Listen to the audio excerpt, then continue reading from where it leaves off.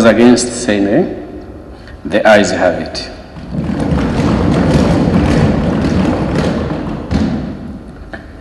Honorable members, for some reason, I will adjust the order paper. We shall skip item number 5 and proceed to item number 6. We shall come back to item number 5 when some logistical arrangements are ready.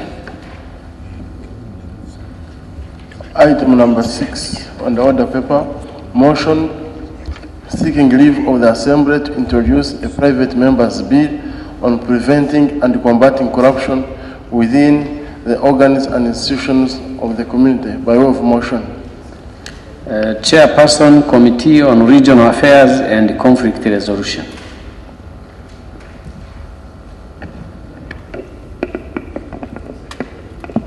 Thank you, Mr. Speaker.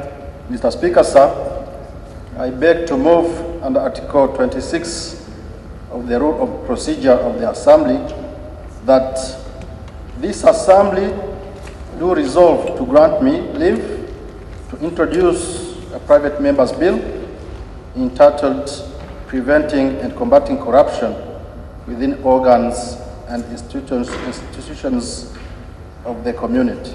I beg to move. Thank you, Honorable Victor. Seconder, Honorable Gideon Gaptan, Honorable Matthias Kasamba, Honorable Aden Abdikadir, Honorable George Odongo, and all the members standing. Honorable Victor Burikuchi, if we justify the motion.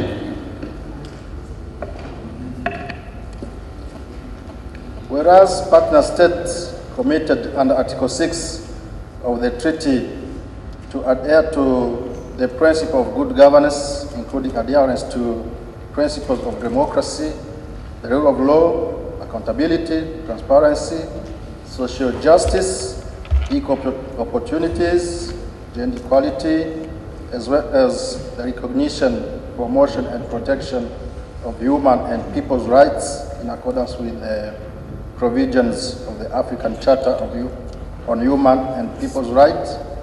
Whereas the community is faced with allegations of corruption and corrupt practices within the organs and institutions of the community, and there is need to urgent, decisive, and punitive action to deal with corruption and corrupt practices, concerned that the only frameworks that exist to prevent and combat corruption within the organs and institutions of the community is the EAC staff rules and regulations and the EAC anti-corruption policy of 2006, which do not comprehensively provide for corruption and corrupt practices or have deterrent sanctions to prevent persons who are in service of the community from engaging in corruption and corrupt practices.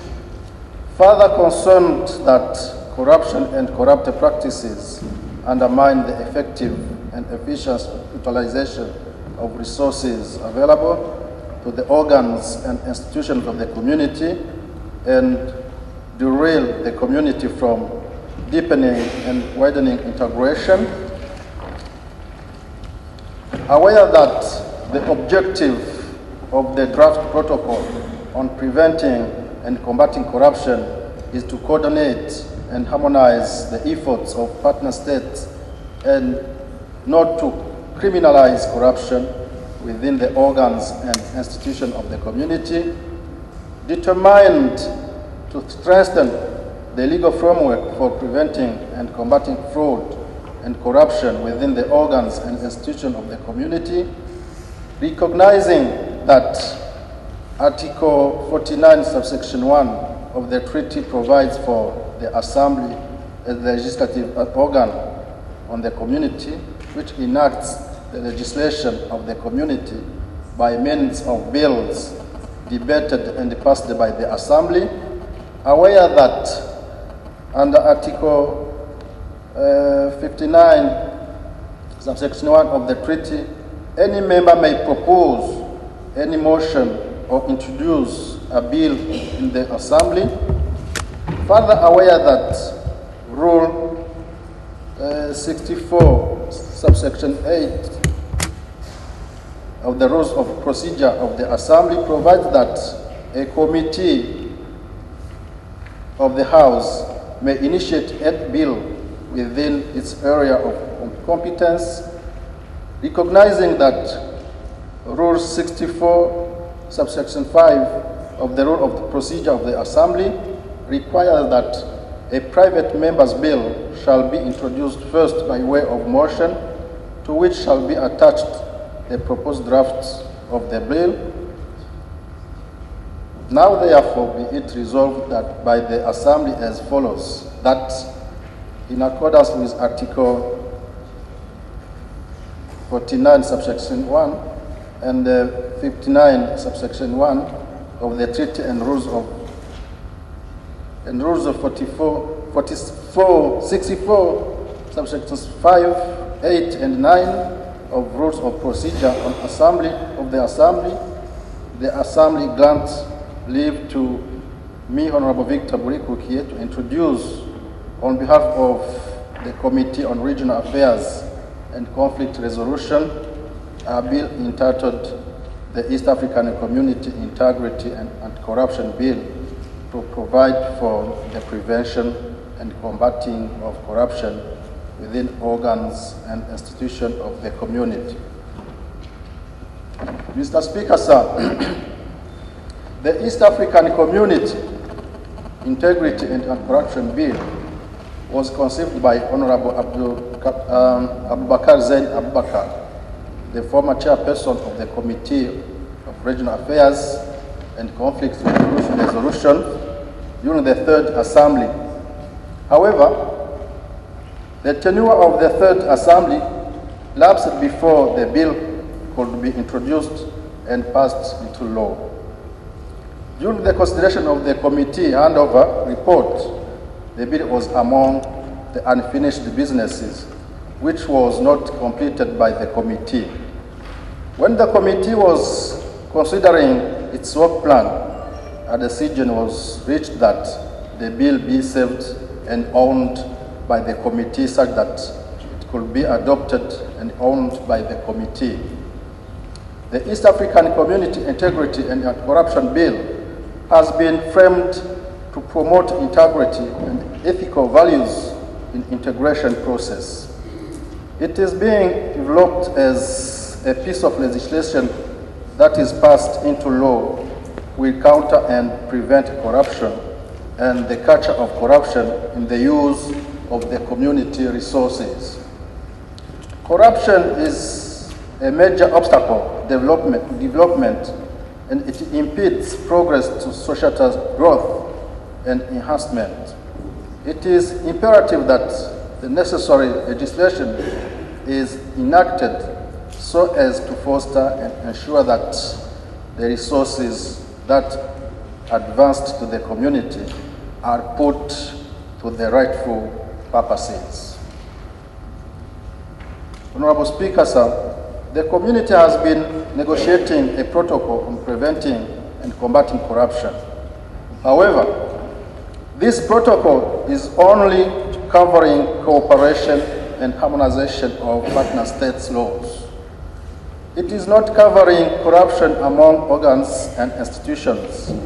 Indeed, the Sectoral Council on Judicial Affairs has advised that matters relating to acts and corruption and details relating to corruption practices should be contained in an act made by the Assembly. The bill thus seeks to promote values, ethics, and professionalism in the organs and institutions of the community. It further seeks to develop a framework for imparting values, ethics, and acceptable standards of ethical dealing in the integration process. Yes, procedure, right, Honourable Speaker. You have to raise, and I know what you want. What is the point of procedure? It is a procedure point, right, Honourable Speaker. Sub-Rule 5 requires a mandatory distribution of a draft bill, which I personally do not have. I hope the same has been done for other members. Are the copies distributed? Yes. But much obliged if a draft copy is distributed of the bill. Yes, but he is still justifying. Right Honourable Speaker, under sub-rule 5,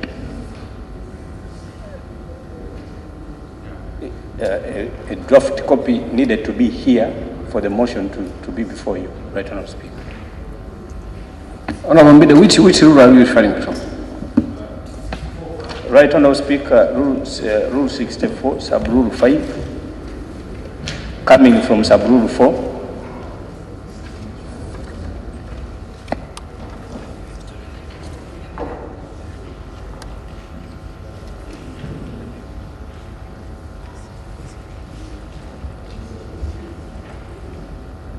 Let us interpret the rules together. So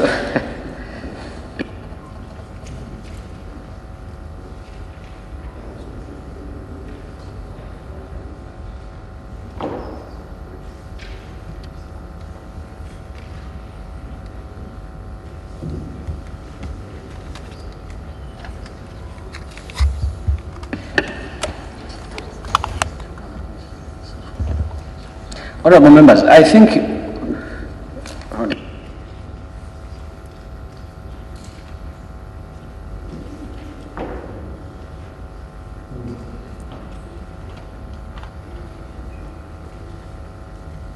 Honourable Mbide, can you clarify a bit? Yes, Right Honourable Speaker, It is Rule 64? under Rule 64, sub-rule 5, a private member's bill shall be introduced first by way of a motion, to which shall be attached the proposed draft of the bill. Right Honourable Speaker, by the proper definition under this sub-rule, a draft bill needed to have been attached for the motion not to be hung on a draft that we are not aware of. Right Honourable Speaker, I beg to move that procedurally we get a copy distributed for this motion to proceed.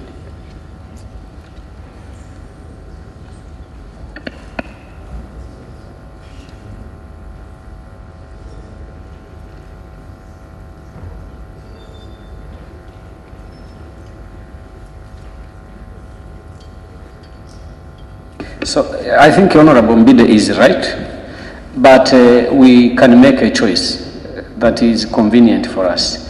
I'm informed that the copies are being made, but we can choose to break briefly and wait for copies, or allow Honourable Victor to proceed as copies are being made. So which way can we proceed?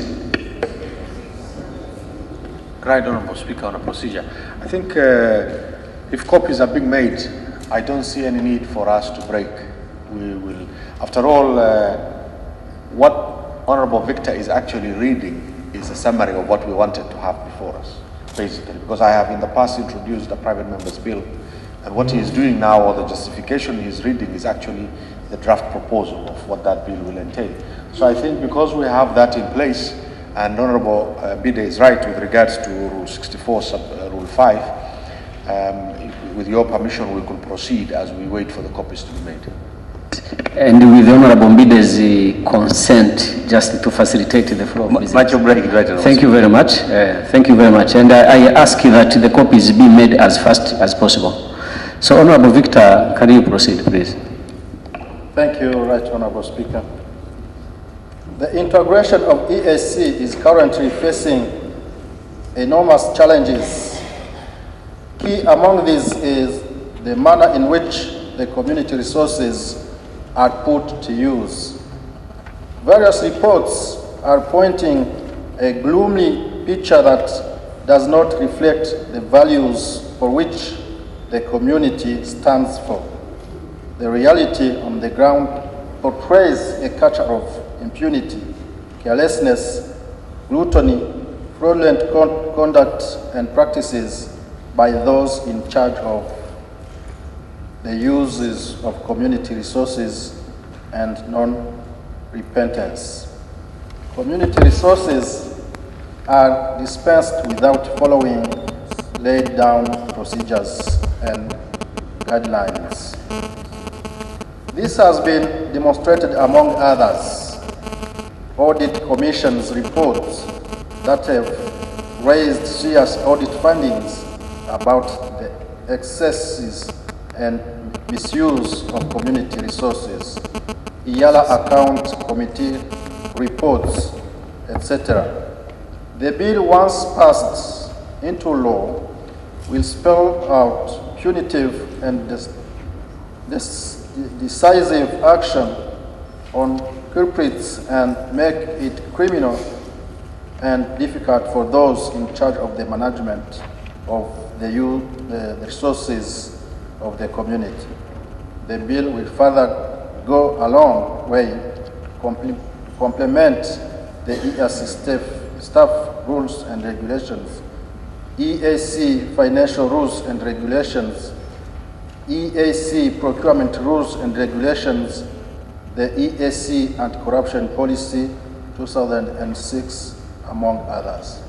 Thank you, Honorable Speaker. Thank you, Honorable Victor. As we wait for copies, we will proceed, because I think the idea of having the rule at this stage, I mean the draft bill, is to deal with the details about drafting and everything. But for now, we are dealing with the general idea, because it is at the stage of granting leave. So when time comes to deal with the finer details, the copies will be made available in a short while.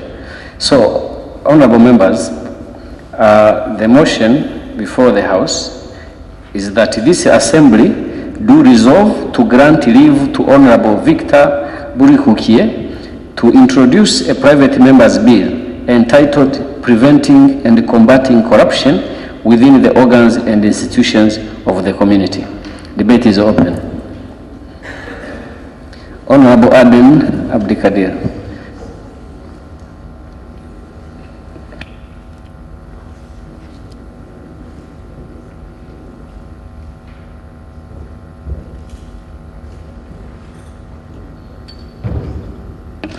The seconder of the motion is the Honorable Rose Akol, so you will come first, then Honorable Aden Abdikadir. I'm guided. Thank you. Thank you, Right Honorable Speaker. I stand in support of this motion to give leave of the Assembly to a chairperson of our committee to introduce this bill that will be entitled the Integrity and Anti-Corruption Bill. To introduce the motion, this is the motion seeking leave of Parliament. Right Honorable Speaker, as our chairperson has already elaborated, this motion seeking leave to introduce a bill, we are already aware, that there is an effort by Council to introduce the protocol on anti-corruption, the anti-corruption protocol. And this bill is to do with the organs and institutions of the community. It's not to do with our member states. So I believe, taking into account the main objective of this bill, it should not be a problem. It should be easy this time around for the Council of Ministers to work with us to ensure that we come up with a bill that really regulates the behavioral practices and the manner in which we should enforce legally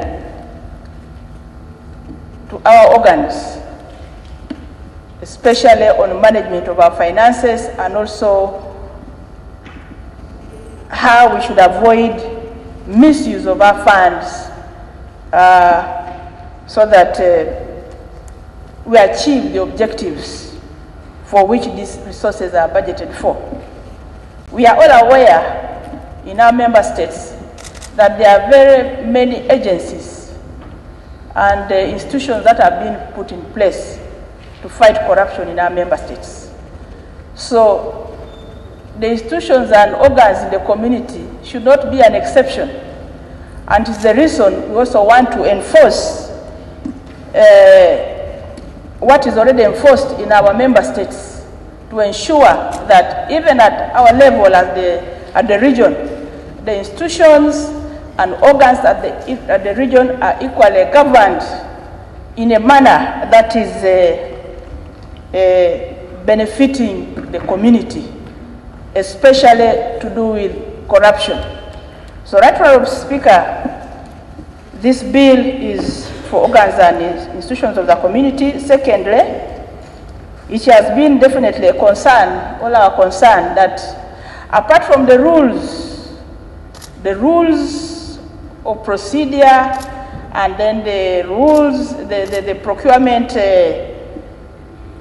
rules and also just a policy on anti-corruption, there is nothing else, there is no legal framework to govern this area, which we are seriously fighting in our member states. So this would be an opportunity for us to ensure that we have a legal framework that governs the actions of individuals in the community who work in the institutions and organs of the community with reference to corruption. So the bill will definitely introduce the offenses, what we call corrupt practices will be definitely critically brought out, and also the acts of corruption will clearly be stated in the bill. And we are aware definitely the protocol will limit itself to the principles. So as much as the protocol is perhaps in its final stages of being established by the Council of Ministers, this bill will actually enhance this protocol by naming the acts of corruption, the corrupt practices, and also putting in place penalties for those that will be found culpable under this legal framework. Right Honourable Speaker, I'm sure a lot will be said further when the bill is finally introduced, but I just want to urge our Council of Ministers that I know it's normally a challenge when the private members' bills are brought into this House. It's always a challenge, especially for these bills to be assented by the summit. So this time round, this bill touches the core of what we have all been trying to fight here in the community and also at our member states to ensure that resources that are available for development actually are put in the areas that are not misused. So when corruption manifests itself, it denies the taxpayer the opportunity to see and to enjoy the fruits of their hard-earned resources that they believe should have been put in the right places for development purposes, not for self-aggrandizement. So it should be well with the Council of Ministers to support this bill when it comes, and also to process it very fast and ensure also that the summit assents to this bill so that we have a legal framework that will depend on when we come to fighting corruption and corrupt practices within the institutions and organs of the community. I beg to submit, Right Honourable Speaker. Thank you very much, Honourable Ross. Honourable Adam. Thank you, Honourable Speaker. I wish to join my colleague, Honourable Rose, in saying that indeed this bill is timely. It is a bill that is being moved and proposed at the right time. On a procedural issue with regards to the manner in which, Right Honourable Speaker, this bill is being tabled, our order paper reads that it is seeking for, leave to grant Honourable Victor to introduce a private member's bill. Yet on his moving, he moves on 64, on Rule 59, sorry, on Rule 64, with regards to the chairperson being in a position to move a bill on behalf of the committee, which is okay. Well, I heard him speak about Rule 26, Honorable Victor. I think in the beginning you said you were moving under Rule 20. Was it 26, I think? Huh? I think you moved under Rule 26. Yes. Honorable Adam. Right, Honorable Speaker, yes, Rule 64, Sub-Rule 9 says a bill initiated by a committee shall be introduced by the chairperson of the committee in the same manner as a private member's bill. And Honorable Victor is seeking to move this particular bill, which I think is a very timely bill and the right thing, he's doing the right thing, but in his resolution or his prayer to the House, he is seeking to move it as the chair of the committee, and he names the committee here. And when you read Sub-Rule 8, Rule 64, Sub-Rule 8, it says that a committee of the House may initiate any bill within its area of competence. Now, when you look at the functions of our committees as per our rules and regulations, the area, particularly of this particular area, might not necessarily be in the areas specific to the competence on the committee of regional regional affairs and conflict resolution. It's just a technicality. I just want to say that it's probably better if we amend this motion so that we grant Honorable Victor to move this bill as a private member's bill and then leave it to the House to assign it to the appropriate committee, which is just a small technicality, because I think by reading the definition of the functions of the Regional Affairs Committee, among other things, it is supposed to look at the free movement of persons, which is under Chapter 17, and then Chapter 23, political matters, cooperation in the field, in cooperation in other fields, and all these matters regional. And this particular bill is not of a regional context. It is on EAC financial management. I don't know if you get my argument, honorable members. So it might be better, later on we might find it appropriate to, or the House might find it appropriate to move this, but to give this responsibility of this particular bill to the appropriate committee as may be found deemed right. But having said that, so Honorable Aden, maybe before you proceed, because you are raising some pertinent issues. Well, if you move it, if you make your observation as an amendment, then it becomes the discretion of the chair to accept or not. But I suggest it is something we can discuss. Maybe not taking that route of waiting until the chair takes a decision about it. Although I think governance issues are cross-cutting, so they can be in the competence of any committee. So, honorable members, can we advise the best way to proceed? Can Honorable Victor be persuaded to own individually, or we can still maintain that this bill comes from a committee and acknowledge that and amend such that it fits within the rules, and also whether it is the right committee to initiate it? Can we exhaust that first? I understand that Honorable Aden, you are substantively on the floor, don't you worry. I'll get back to you, but let me resolve this first. Yes. Thank you, Honorable Speaker. I standed to move this motion on behalf of the Committee on Regional Affairs and Conflict Resolution. For the Aden's concern, I can send him to Article 123 of the Treaty for the Establishment of East African Community. Thank you, Honorable Speaker.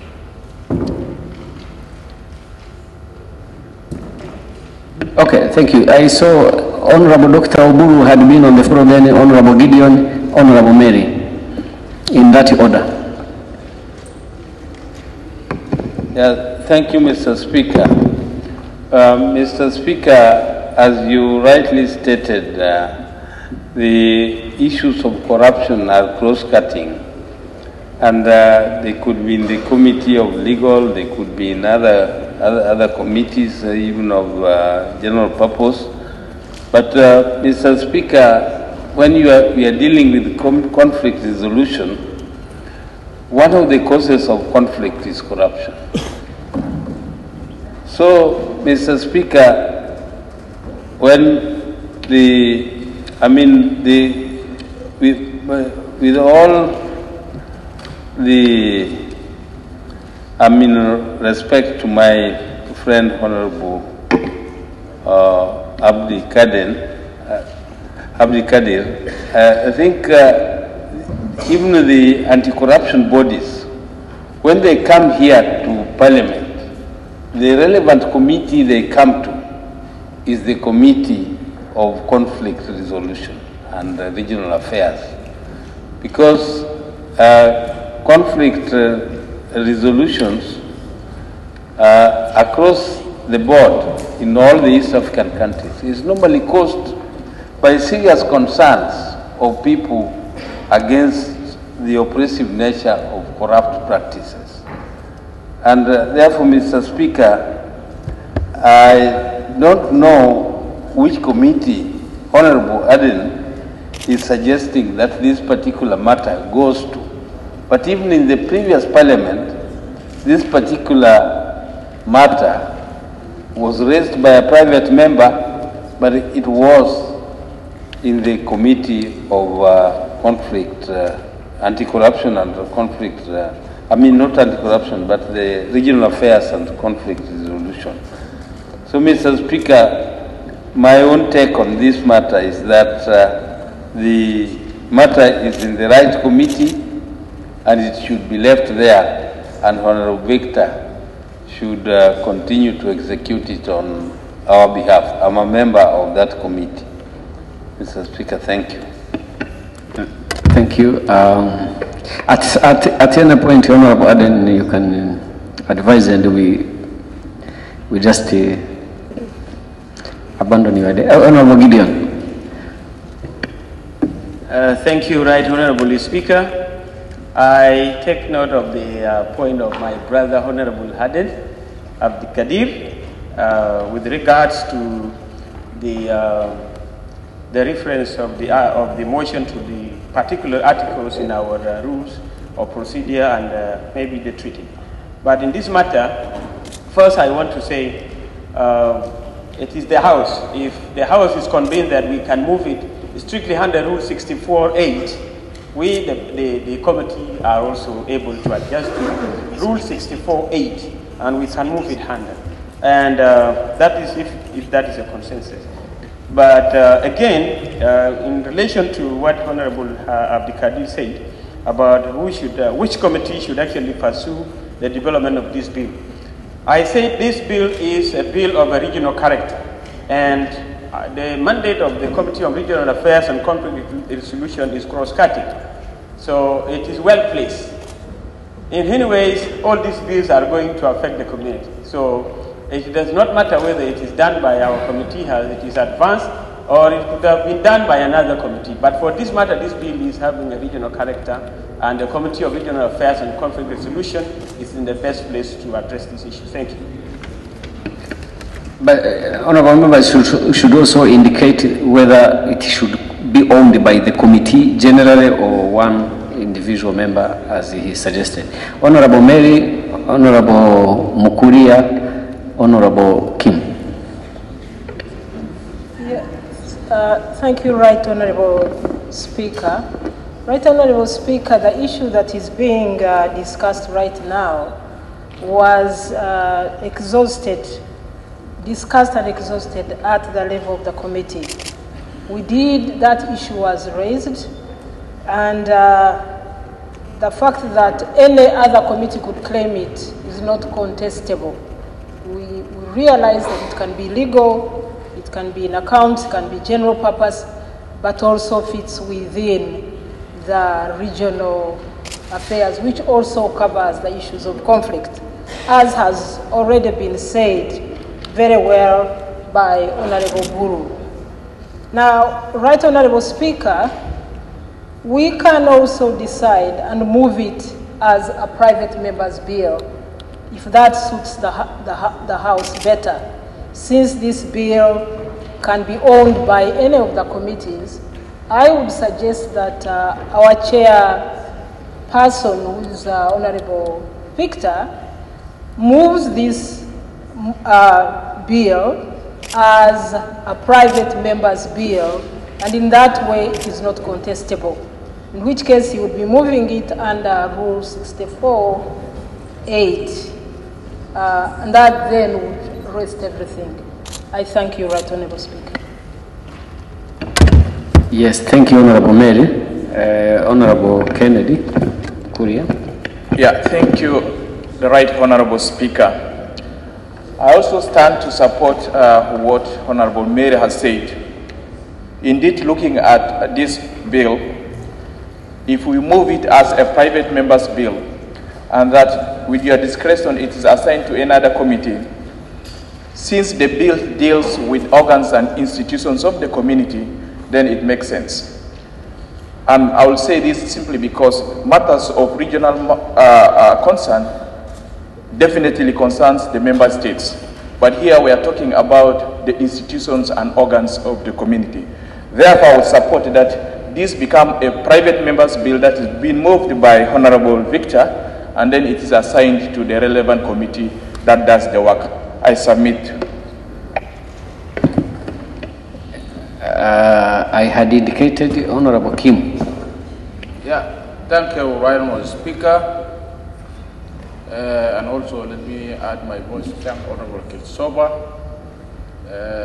for brought this very important private members bill to the House. Right Honourable Speaker, now we in Committee of Legal, we are working for review our rules of our rule of procedure in the House. One of very important things to inform the members that the private member bills, it is not belong to any relevant committee. It will be referred to any relevant committee, but it is also still must be owned by his mover to the House. So he is a mover who have to convince the House, but the committee have a right to also to report his own report. But the mover have a right to convene the House, that House should adopt that bill to be passed. The very important thing here in these bills, we are talking about the rule of laws and good governance with corruption. And I think the right committee of this bill is a committee of the legal and rule of law. Because we're talking about the issue of corruption, we're talking about the issue of the good governance, we're talking about should be referred, but there are no anything referred. If you look about, actually, you look about treaty, article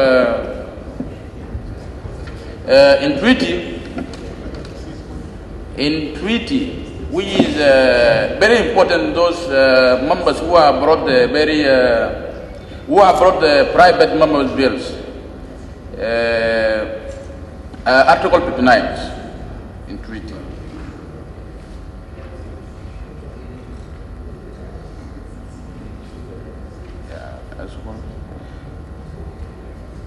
Information, Mr. Speaker, sir. Honorable Mary, Honorable Kim, are you taking the information? I'm taking it. Mr. Speaker, I just want to inform the House that the committee that is presenting this bill has already spent a lot of time and resources, including consultations, on the bill. Now, to refer it to another committee, unless it is absolutely necessary, we need to take into account the resources, including time that has already spent on it. If you give it to another committee, you are going to start from zero. So the question, Mr. Speaker, is it really worth it, considering that issues of governance are really under this committee? I thank you. Honorable Kim, you are taking long to locate the provision. Thank you, Ryan, Honorable Speaker. Actually, I refer the issue of these private bills to the Article 59 of Treaty 2. The Assembly shall proceed on any bills, including an amendment to any bill that, in the opinion of the person presiding, makes provision for any of the following purpose. If you look to Article 59(1), subject to the rule of procedure of the Assembly, any members may propose any bills, any motion, or introduce any bill in the Assembly, provided that a motion which does not relate to the function of the community shall not be proposed in the Assembly, and a bill which does not relate to a matter with respect to which act of the community may be enacted shall not be introduced into the Assembly. And proceed to that article. Article 59. Yeah, because these bills, the community are going to provide money amount to be conduct the public hearings, conduct many issue of this bill matter.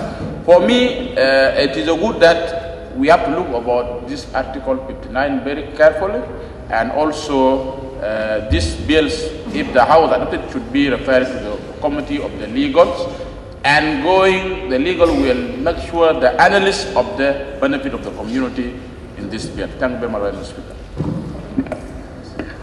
Thank you. I'm trying to go for those who have not spoken yet.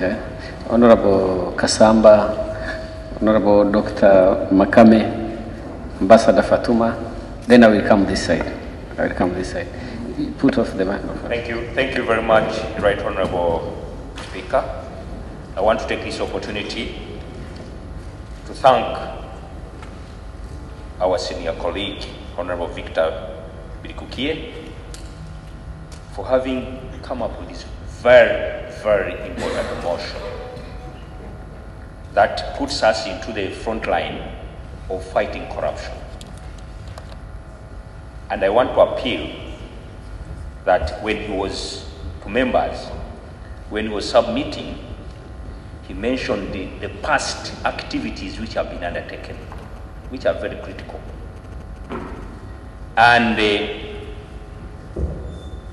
he highlighted the rules 26 and 64(8), and when you combine with the treaty, Article 123, whereby the objectives of the committee is to develop, consolidate democracy and rule of law and respect for human rights and fundamental freedoms. And the title of the bill talks of integrity and corruption. When we talk of integration and those who are managing the integration of East African community, those of us, we are equally the total integral part. So our integrity is very paramount if we are to advocate for rule of law, and if we are to manage conflict of interest among those who are running the affairs of the institution, of the community and the organs. We must be mindful that it is upon that people have been hiding on grounds that I am from this partner state. If you handle me, it becomes a source of conflict.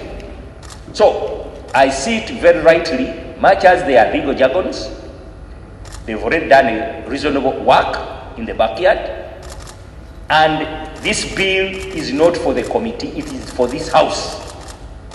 It is a bill seeking leave to the House to make sure that when they go and do the work, they will come back and we deliberate. It is upon every individual in this committee, in this House, to go and make an input.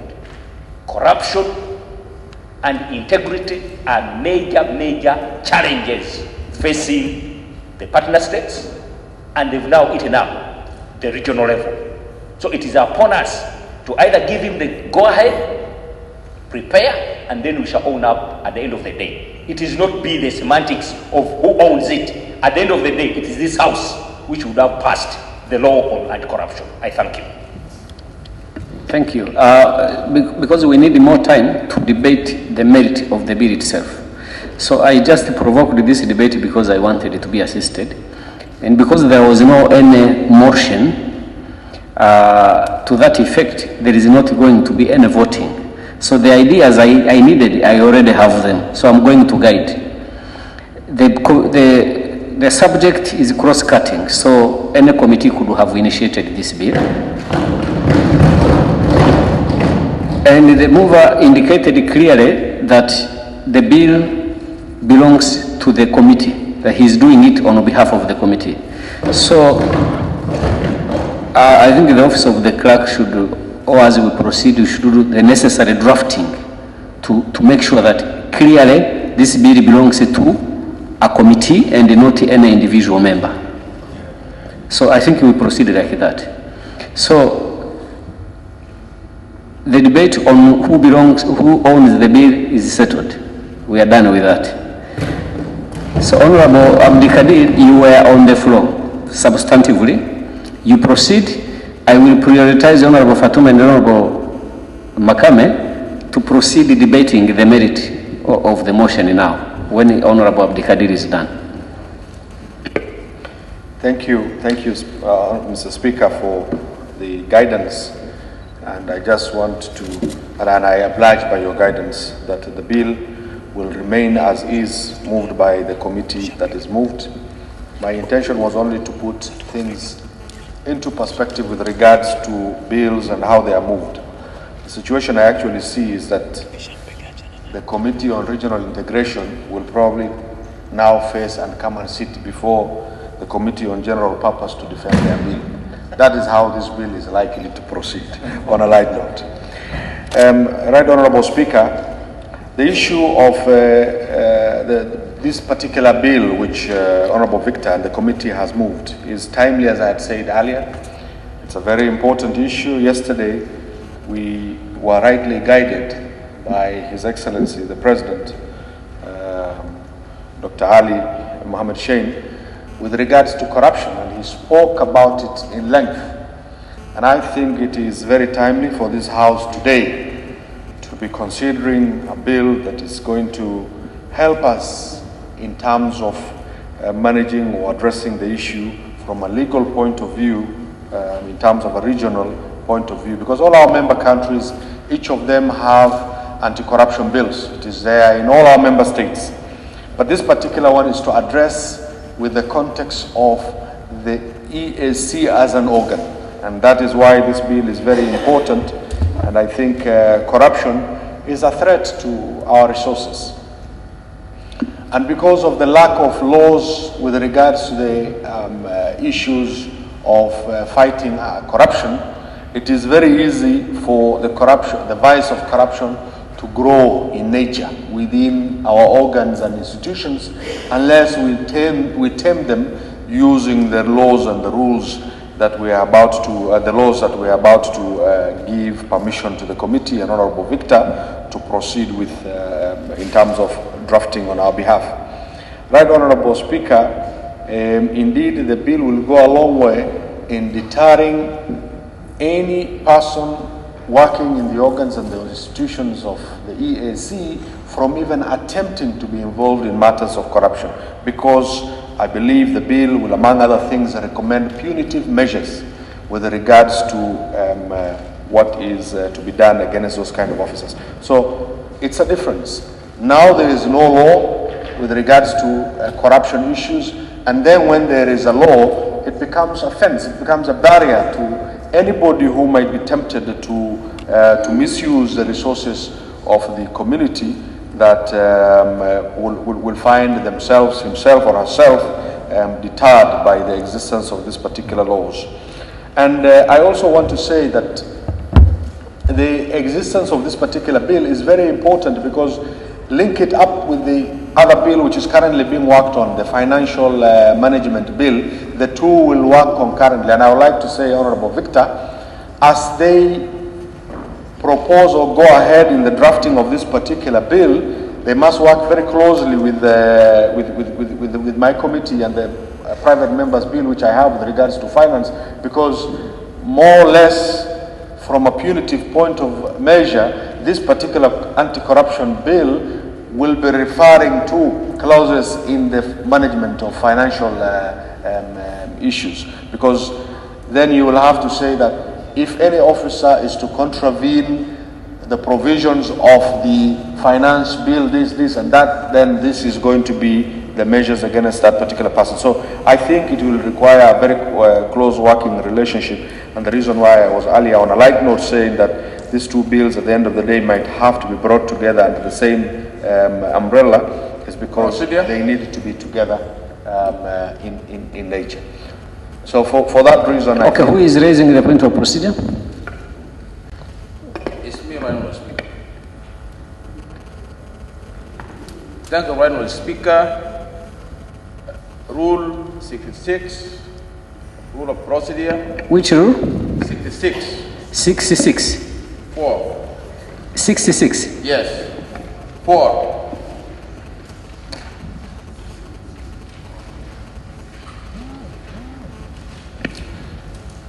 A bill have been read a first time shall instead committed to the relevant committee without question vote. Can you guide our Honorable Speaker on the rules? So what is your point of procedure?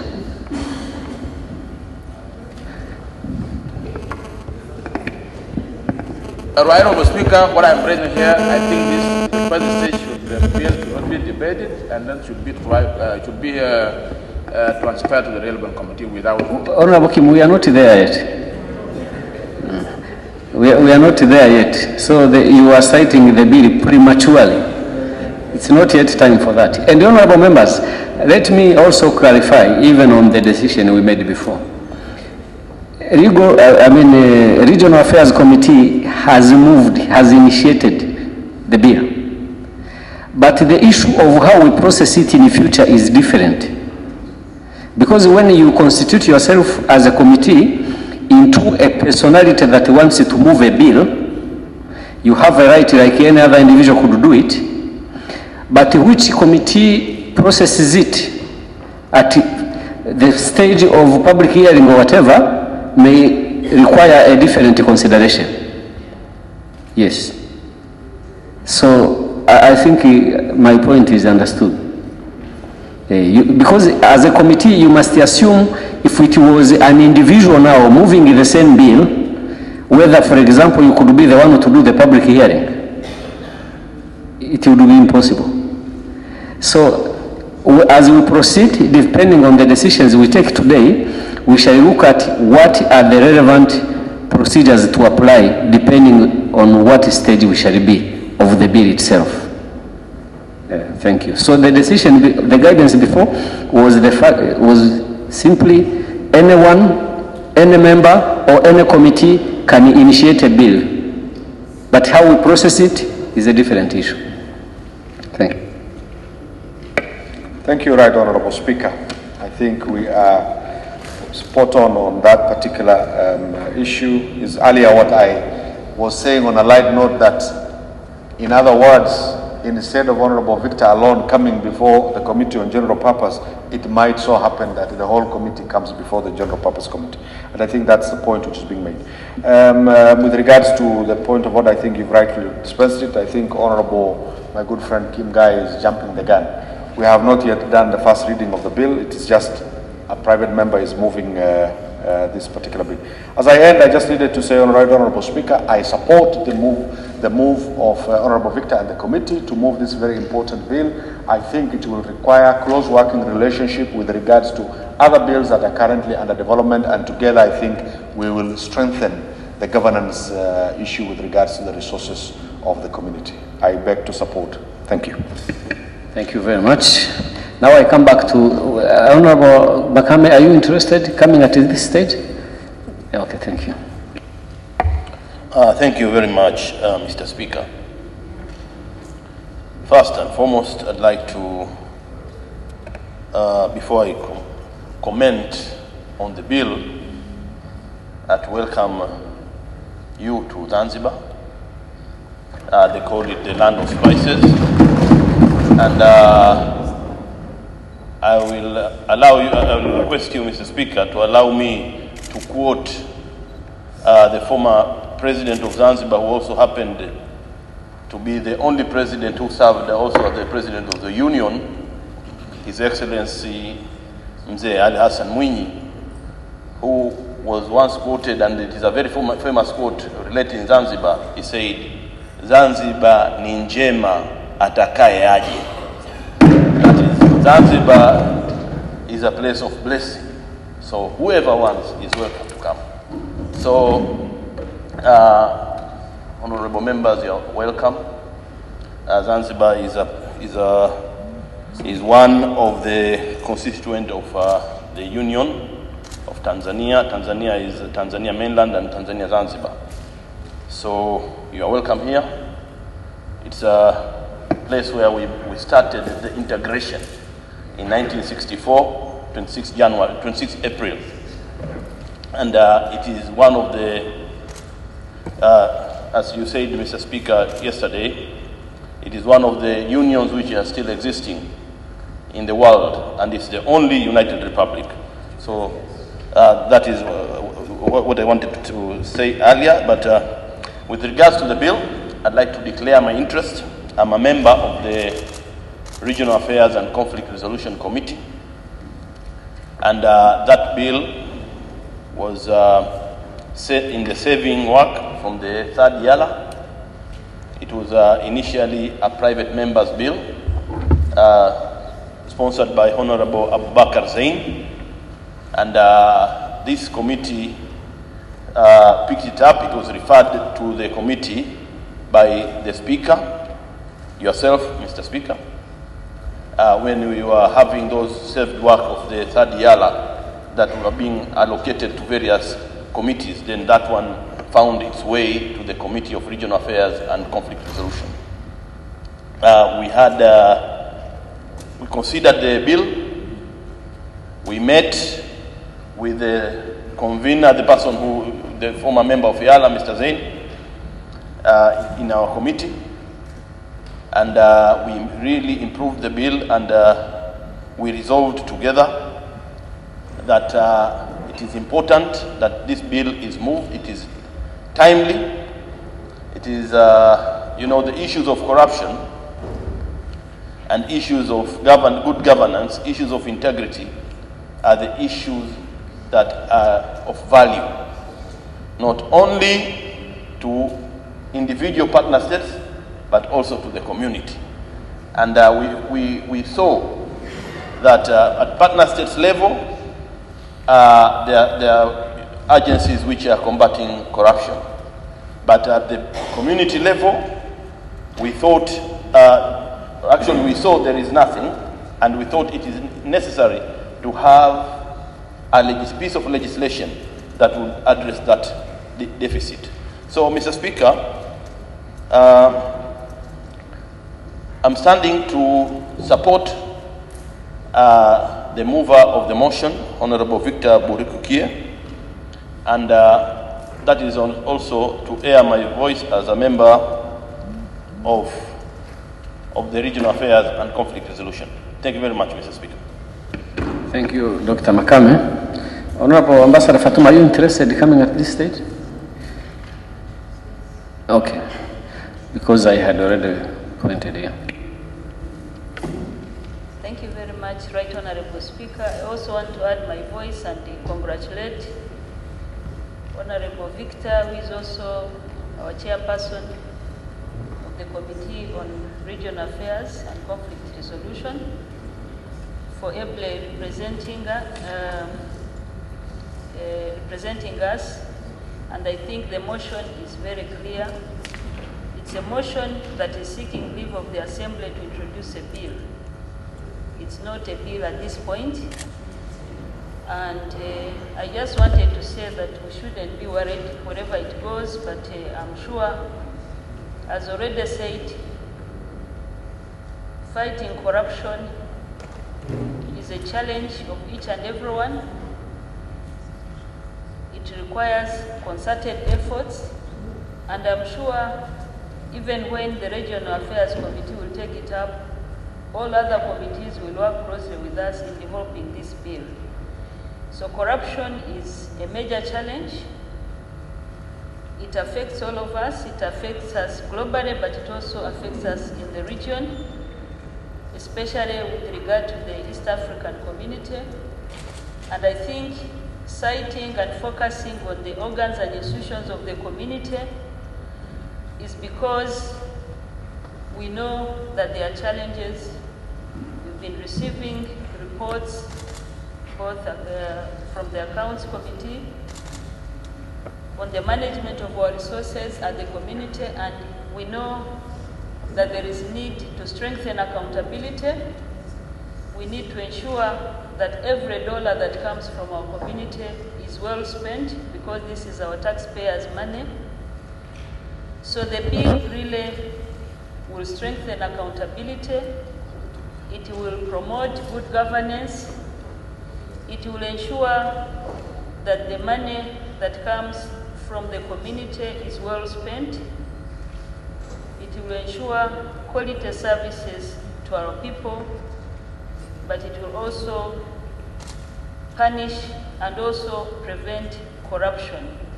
So I really just wanted to say that as a community that is working towards zero tolerance to corruption, and I'm happy that our ministers are here, that we get all the support when this bill is introduced, so that we can really come up with strong mechanisms of fighting corruption. As already alluded to, we know at the moment there is a protocol on fighting corruption that has taken almost 10 years. We hope it will be fast-tracked so that as it provides broader principles of fighting corruption and coordination, this bill will help in punishing and criminalizing corruption at the level of the organs of the community. So I just wanted really to say that I support the motion, and at appropriate time, we hope our committee will bring the bill. As already said, a lot has been done, and as we speak, as soon as hopefully we are granted leave, we shall start other key activities, including pre-legislative scrutiny and consulting various stakeholders. So I just wanted to support this bill, this motion, and also to say that the chairperson of our committee has clearly elaborated on this bill, and I hope each and everyone will support the motion. Thank you very much. Thank you. I think the copies are already distributed. Are they? Because I was given a copy, was it to give me impression that everyone has it? I have a copy. What is happening?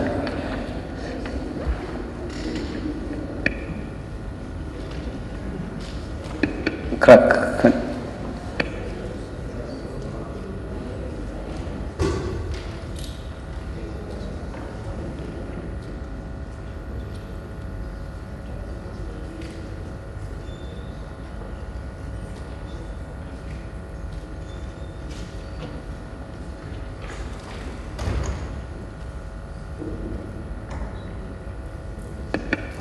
Honorable Mbide, please. Thank you very much, Right Honourable Speaker. I have also just received a copy. First of all, mine is also to thank the Honourable Victor for coming up with this, and the Committee of Regional, as it has been said, for coming up with yet a thought that a bill of this nature should be introduced for purposes of fighting corruption. Right Honourable Speaker and honourable members, of course, when you are fighting corruption, there is one major weapon that you need. You must warn yourself of the exigencies of attempting to fight corruption, while at the subconscious level of your brain is lodged an intent that may also have a corrupt tendency. So I am looking at this, Right Honourable Speaker. The Committee of Regional is shifting to debate rules where we have not yet reached. And of course, this one will also be misinterpreted as if there is a corrupt tendency, which can be imagined in limit. Because committal of a bill does not apply until it has been given to us for purposes of the first reading. So a committee will not have a role to play under Rule 67 until Rule 66 of first reading has been brought here before the House. So clearly, it is not contemplated that you have had work on this bill as a committee until generally this House will commit the same to you. So, honourable members, while debating, we need to warn ourselves against that tendency. Corruption in East Africa. A lot of things have taken place here and in the politics of integration. But when you look at the practical implementation of what is laid down in the rules, laws, regulations, protocols, you even wonder whether those intended to implement the same were those that actually signed even the rules and protocols. So they begin as the best speeches in the land. The implementers now begin to implement the speeches that have emanated and transmogrified into laws and rules. Again, the implementation is fought against by those that actually signed the rules, the bills, the protocols. So I would like to, first of all, tell the House that at this stage, we are justifying the usefulness of introduction of a law to fight and combat corruption amongst institutions of integration. Therefore, we are not now addressing ourselves to the specificities within the bill, but we can advise that the bill needs to have the same in the event that at our level, we can be able to introduce it.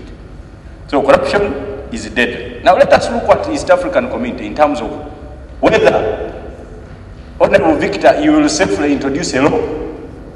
And if you want to safely introduce it to fight corruption, what must you do or even expect?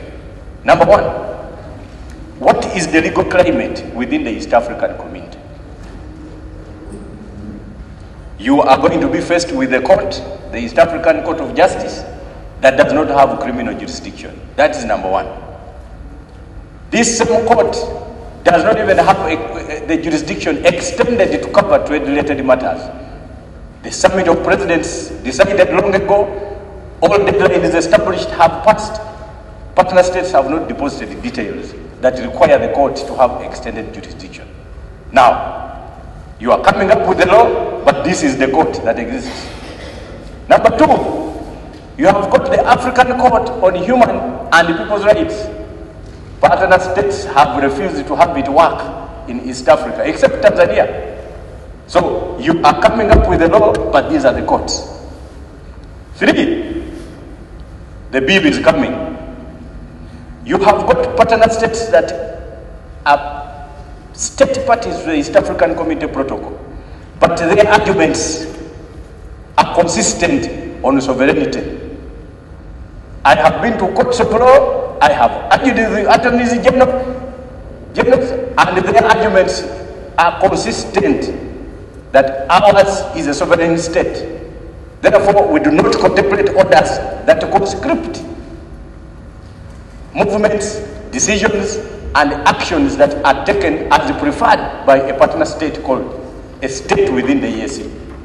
Therefore, as you come up with a bill, this is what you're going to find. Now, the Council of Ministers are here. There is a looming protocol. Why don't we have protocols that also address one single matter? What is the extent of sovereignty that you cede by applying your signatures to a protocol for integration purposes? There must be some sovereignty that is actually given up from a partner state for purposes of a common good and integration. You cannot be the East African community that you claim, whereas by action you insist that you are a sovereign state with the capacity to decide, and you are not bothered by any common good to decide in as far as protocols are concerned and rules and laws of the community. This is what we are going to find as we enact a law to fight corruption. Another one, you are going to have what is the standard of proof that you are going to establish within that bill. The exigencies of establishing a burden of proof. It is actually not very easy to prove corrupt tendencies within the EAC organs. There must be a standard introduced that does not look at beyond reasonable doubt as a standard. Corruption, just like adultery, we must look at what is existent. You see, with adultery, it is also hard that you are finding the culprits in the real act. But you look at the conduct of the parties. If you find the man tying his shoelaces, the other one is half naked, you must conclude that adultery has taken place. Now, in terms of corruption here, within the EAC, we know the salary scales of all those appointed to organs. We know the economies and how they grow from the partner states they come from. But if they begin to establish supply chains to the community, you find that the money's capacity is bulging beyond the understanding of banks. You find that we must be in a position to interpret that corruption has taken place merely by determination of what is happening in terms of the banking antics of the officials that have been appointed to such. Now, one other problem you're going to face is that every official within the organs of the community will come from a partner state. Now, the tendency of you attaching our thief is going to be a problem in terms of implementation of a bill. Because every official comes from a partner state. And in terms of the understanding of the partner state, such an official, whether he has performed in a ghastly manner with a lot of sinafu and failure, with a bangarang of corrupt tendencies, that one is our thief. So you are touching that person at the peril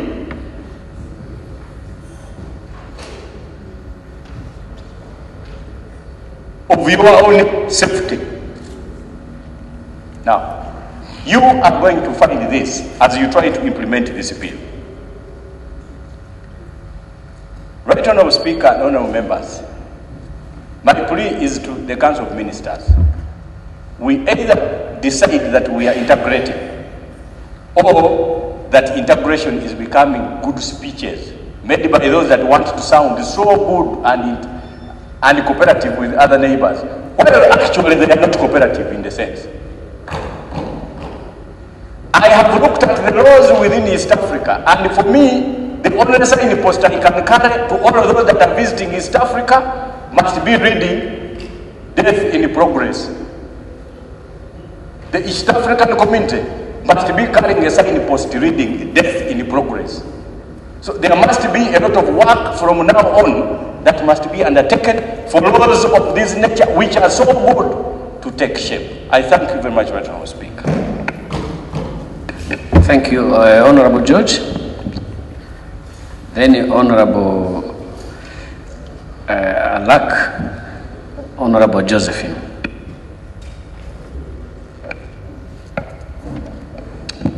Thank you, Right Honorable Speaker. First of all, Happy New Year to everybody. And I would like to thank the United Republic of Tanzanian chapter for hosting us here.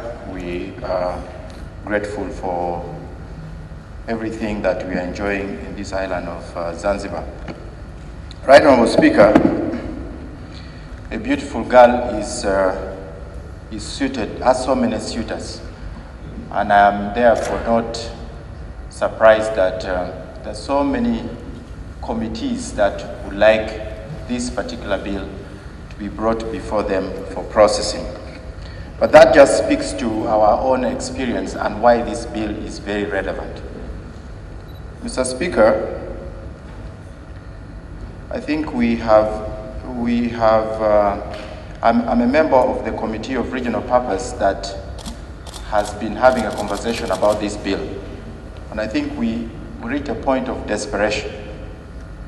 And once this bill was introduced to our committee, we felt a sigh of relief. One, because, Right Honorable Speaker, the reports of this House with respect to audits has become a graveyard of recommendations. And essentially because our hands as an assembly are tied, and equally the hands of the council is tied, because the council that is meant to supervise and bring discipline into the organs and institutions of the community does not have a specific law to cite if there are punitive measures to be undertaken. Because even the protocol, the anti-corruption protocol, has not yet been, not all partner states have signed the anti-corruption protocol. Now, technically speaking, protocols provide general principles, and they do not go, it's a rule of thumb that legislation is a no-go area when you are drafting protocols. Therefore, our protocols cannot therefore be used in courts of law, cannot be cited. They can only be used as a spirit with which you can pursue a specific legal matter. Now, this law is meant to provide a cure. It will locate exactly where any breaches and which specific law will be used to prosecute those that have been cited that are alleged to have had their hand in practices of corruption within the community and the organs of the community. And also that, and this point has been made very clearly, that it's going to be, I'm really hoping that Council will work very closely with us in having this particular bill processed, because the point that has been made time again and again has been that it is difficult for Council to have some of the bills, some of the laws that we have passed in this House, essentially because it has far-reaching ramifications in their own, in the legal frameworks in the partner states. But this law does not require that. This law is targeted. It looks at the institutions and organs of the community. It's both inward and outward. Inward in the sense that it also looks at Eala. Eala is not exempt from the provisions of this bill. It means that we are also providing a framework for our own accountability and putting ourselves at the same standard as any other organ or institution of the community.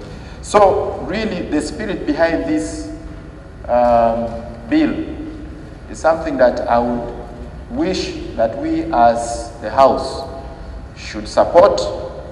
it really doesn't matter where it is going for. Like I said, you know, a beautiful girl is suited by so many. And a handsome man as well. And a handsome man as well. So, Right Honourable Speaker, we have spoken in this House, and it has reached a point where sometimes you even do not want to have a comment on issues of accountability with this community, because it has become the new normal. There is what they call a creeping normalcy. When something that is abnormal begins to become normal. So to talk about corruption, to talk about malpractices within our organs and institutions of the community has become a new normal and just no impact. This law is going to be the stick. If there was any carrot and stick, then this is the only way we are going to introduce a stick. Before that, we only had carrots. So our reports would only end at the point of recommendations.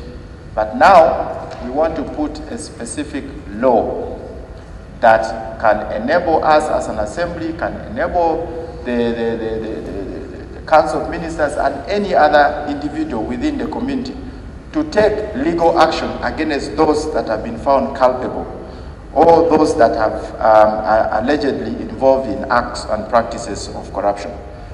I beg to move, Right Honourable Speaker. Thank you, Honourable Judge. Honourable Lack. Thank you, Right Honourable Speaker. I rise to support the motion raised by Honourable Victor, and I'm a member of this Committee of Regional Affairs. In fact, corruption is a scourge that got to be fought.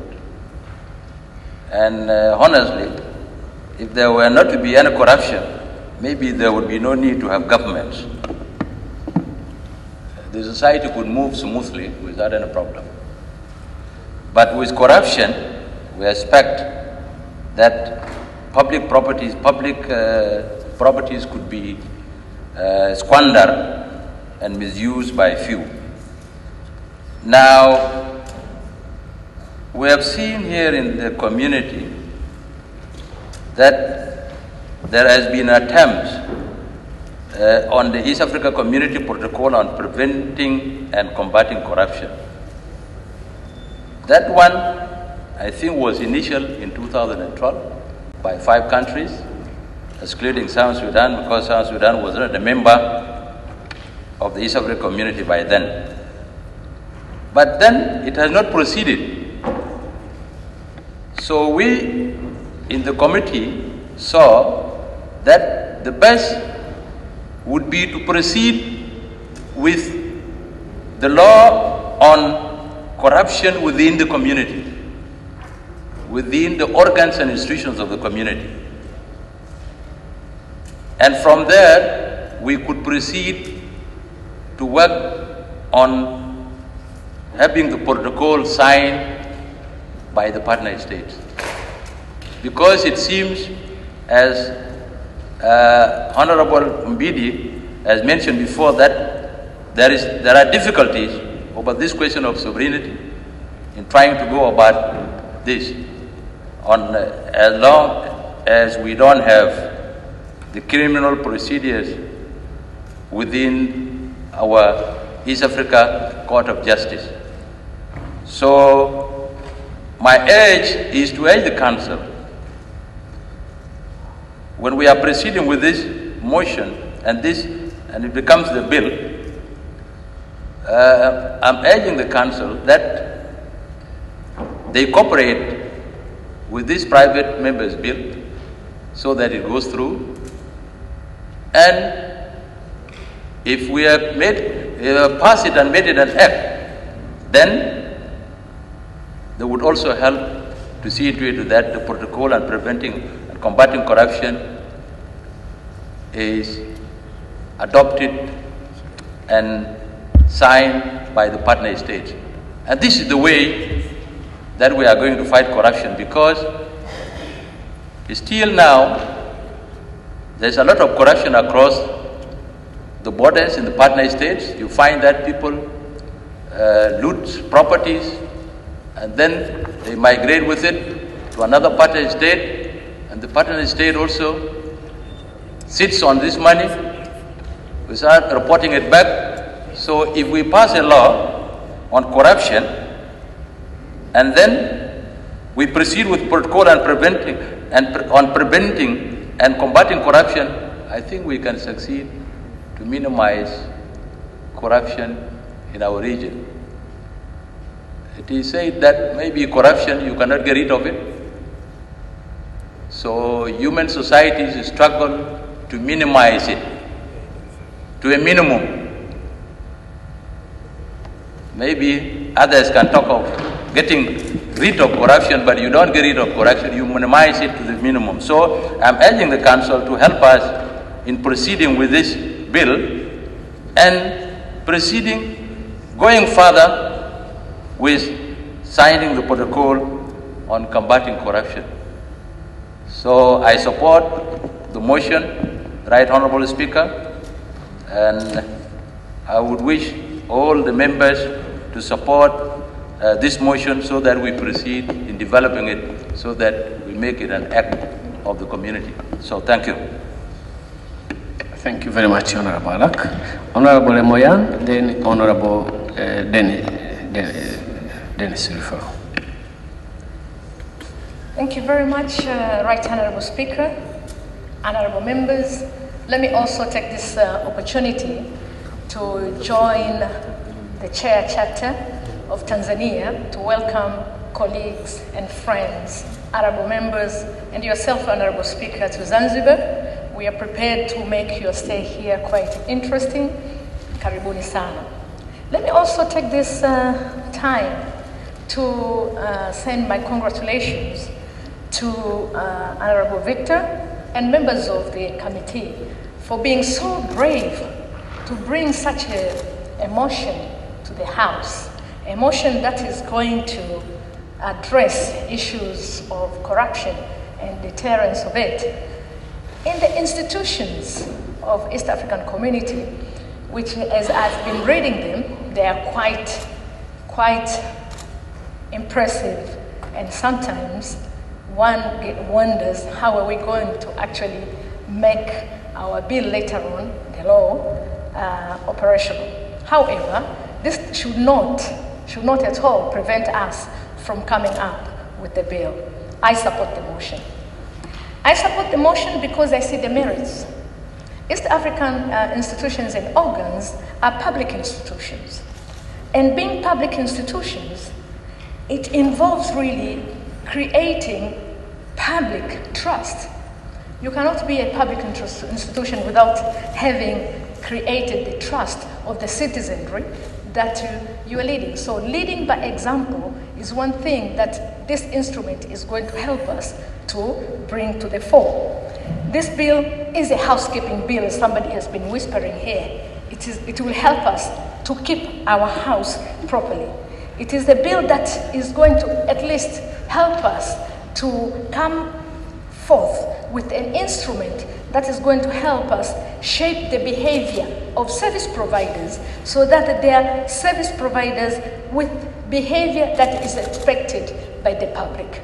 And this is quite important in the East African community because this bill, which is sort of, and it is a value-based bill, is going to make our values, the East African community values, operational. It's going to enhance the trust of the people, but it's going to also help us improve on the quality of service delivery that the servants, the public servants are going to undertake.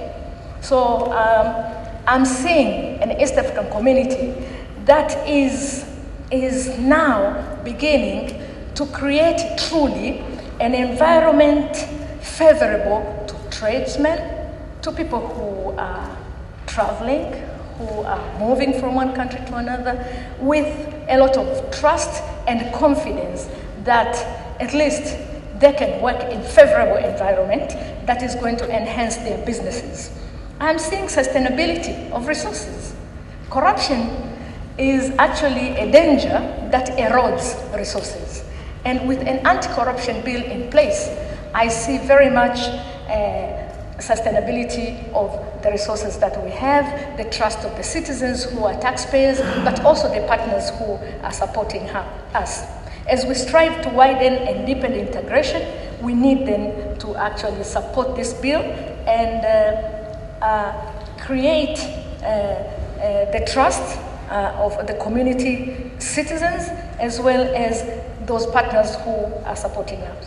With those few remarks, I would wish to call upon my colleagues, honorable members, to support this motion and eventually the bill. Thank you very much. Thank you, Honorable Moyan. Honorable Dennis Namara. Thank you, Right Honorable Speaker.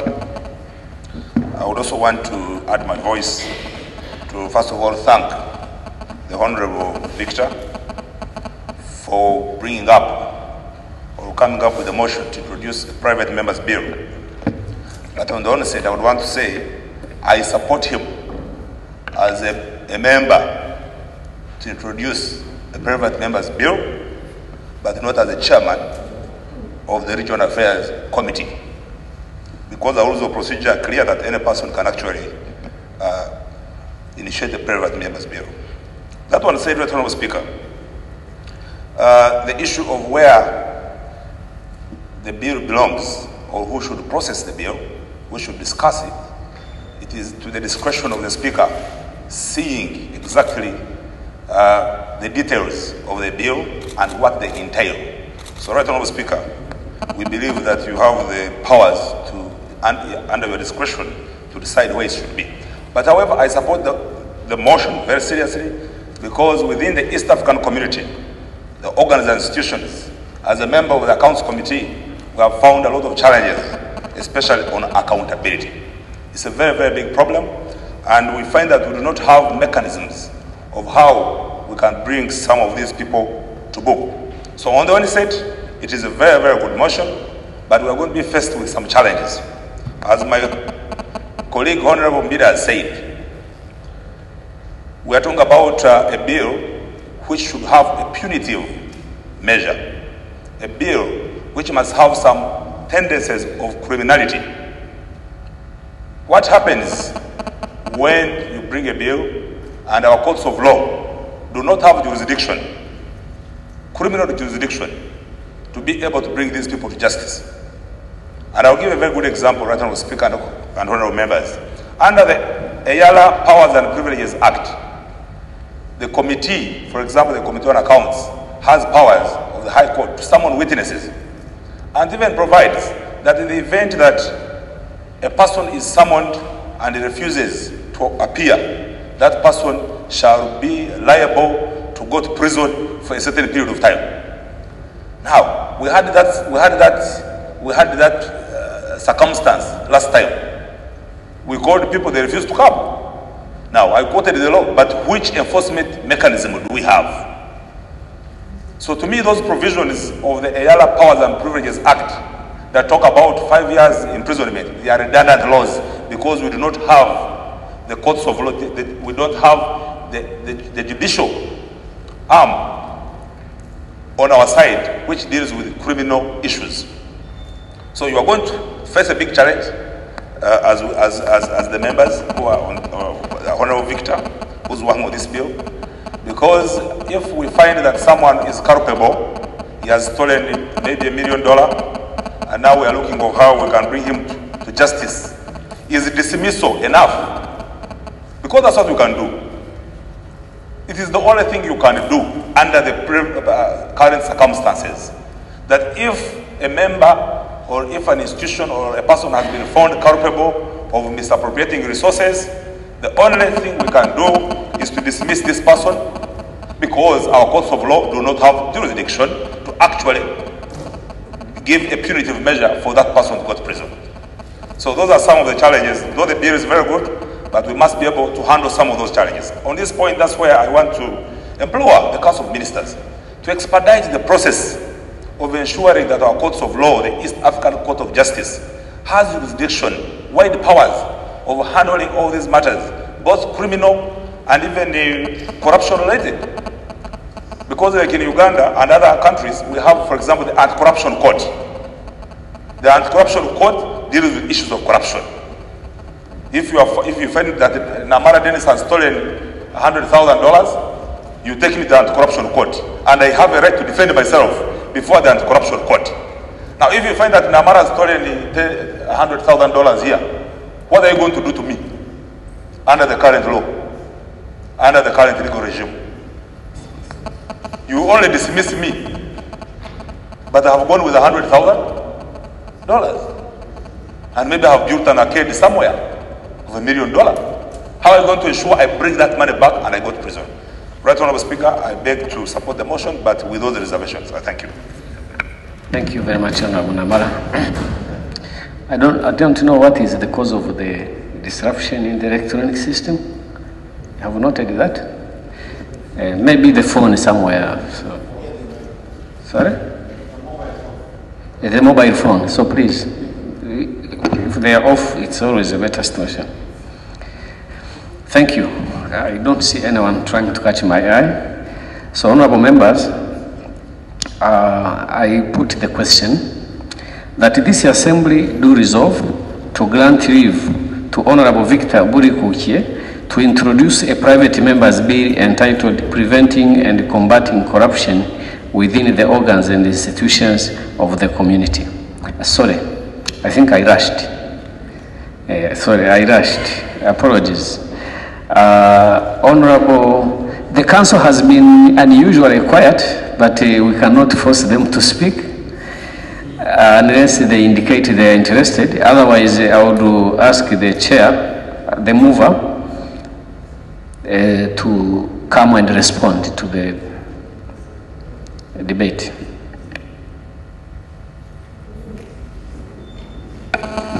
Okay, Council Chair. Thank you, Honorable Speaker. First of all, thank Honorable Victor. Excuse me, Honorable Minister. I think we are already disturbed by that noise coming through. Whose phone is that? Or can those who manage this chamber tell us how best we can deal with this problem?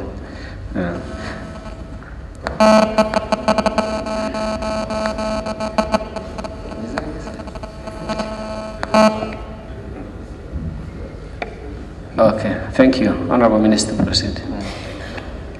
Thank you, Honorable Speaker. I thank, as I said, first of all, Honorable Victor Burikukie for the motion. We all share this concern of fighting corruption in our own countries, but also in organs and institutions of the community. During the debate, there was a mention of this draft protocol on preventing and combating corruption. It was adopted by the Council in 2012, but there were some issues that are still being considered by the relevant organs. We have a sectoral council on legal and judicial matters that will take place maybe in April this year, that will further consider those issues, which will also be submitted to experts on anti-corruption, who will provide their views on contentious issues. There are some contentious issues that needs to be further discussed. So this draft protocol is still being considered, and when it is considered and further revised by the sectoral council, the council will expedite it. In any case, we will work together, the Eala and the Council of Ministers, so that we are complementary in adopting those two instruments that will help us in fighting corruption in our community and in our organs and institutions. Thank you. Thank you very much, Honorable Minister. It's very important to hear from the Council, because where we are heading, we may need you, or we will need you. So, Honorable Victor, can you reply?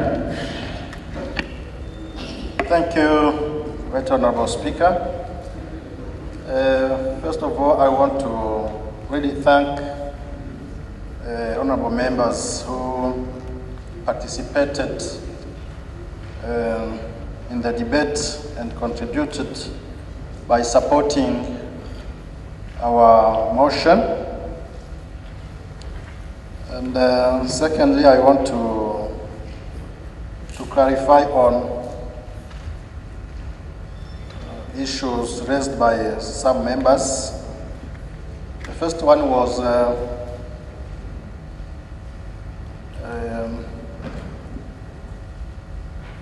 ambiguity or confusion about article under which the motion was moved. I think we had the time to clarify. It was the Article 64, subsection 8. And concerning where the bill could belong, which relevant committee would own the bill, I think it is very clear. This bill has been referred to us by this House, but as we all know, as many have said, the Speaker has the prerogatives to dispatch activities or bills among the stand committees. I think it will be the same for this. The Speaker may, for the way forward, may refer it to the committee on using his prerogatives. Some members have raised concern about the non-existence of punitive measures or enforcement mechanisms, especially criminal jurisdictions in the community. But for this particular bill, even if there is no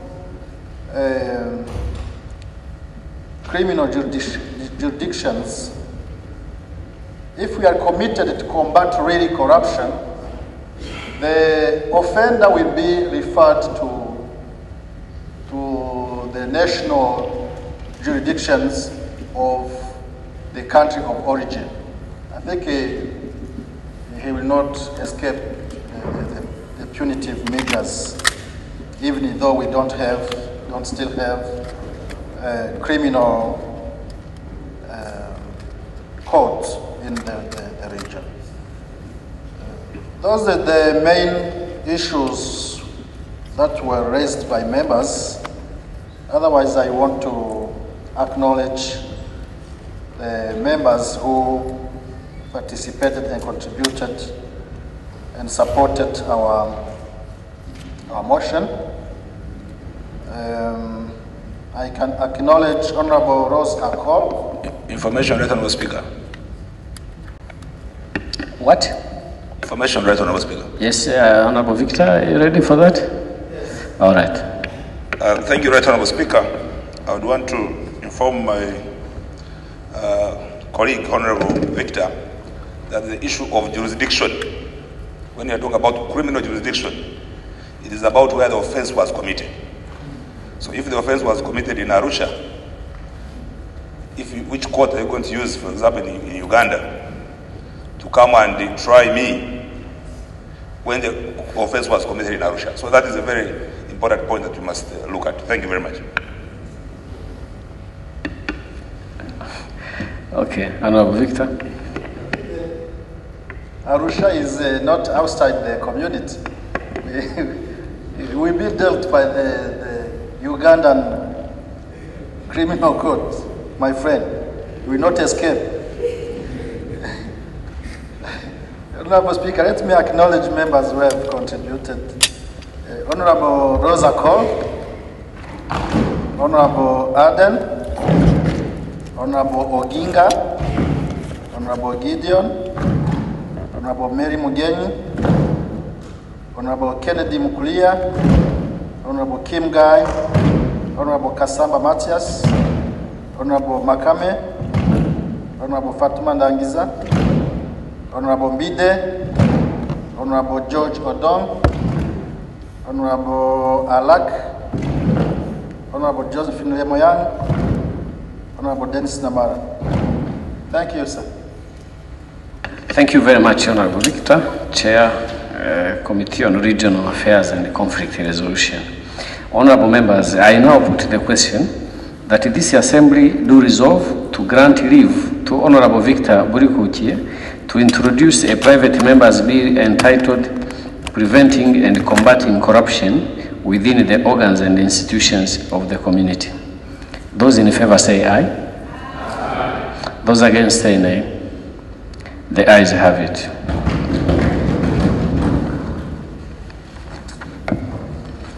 Laying of papers, report of the Committee on Trade.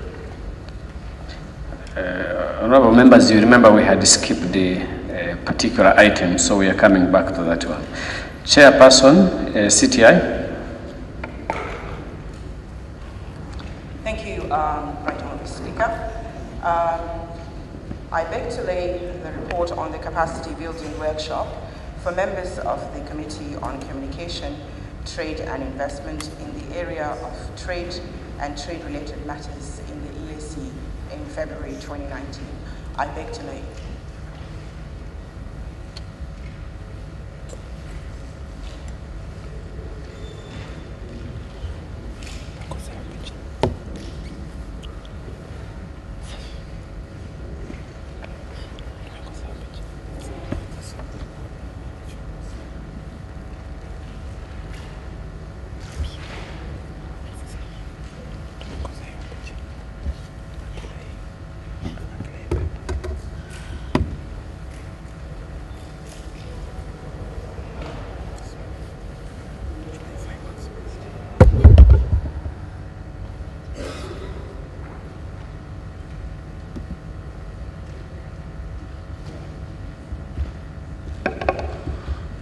We proceed with item number 5 on the order paper, report of the Committee on Communication, Trade and Investment on the capacity enhancement for members in the area of trade. By way of motion. Honorable Chairperson, Committee on Communication, Trade and Investment. Thank you, Honorable Speaker.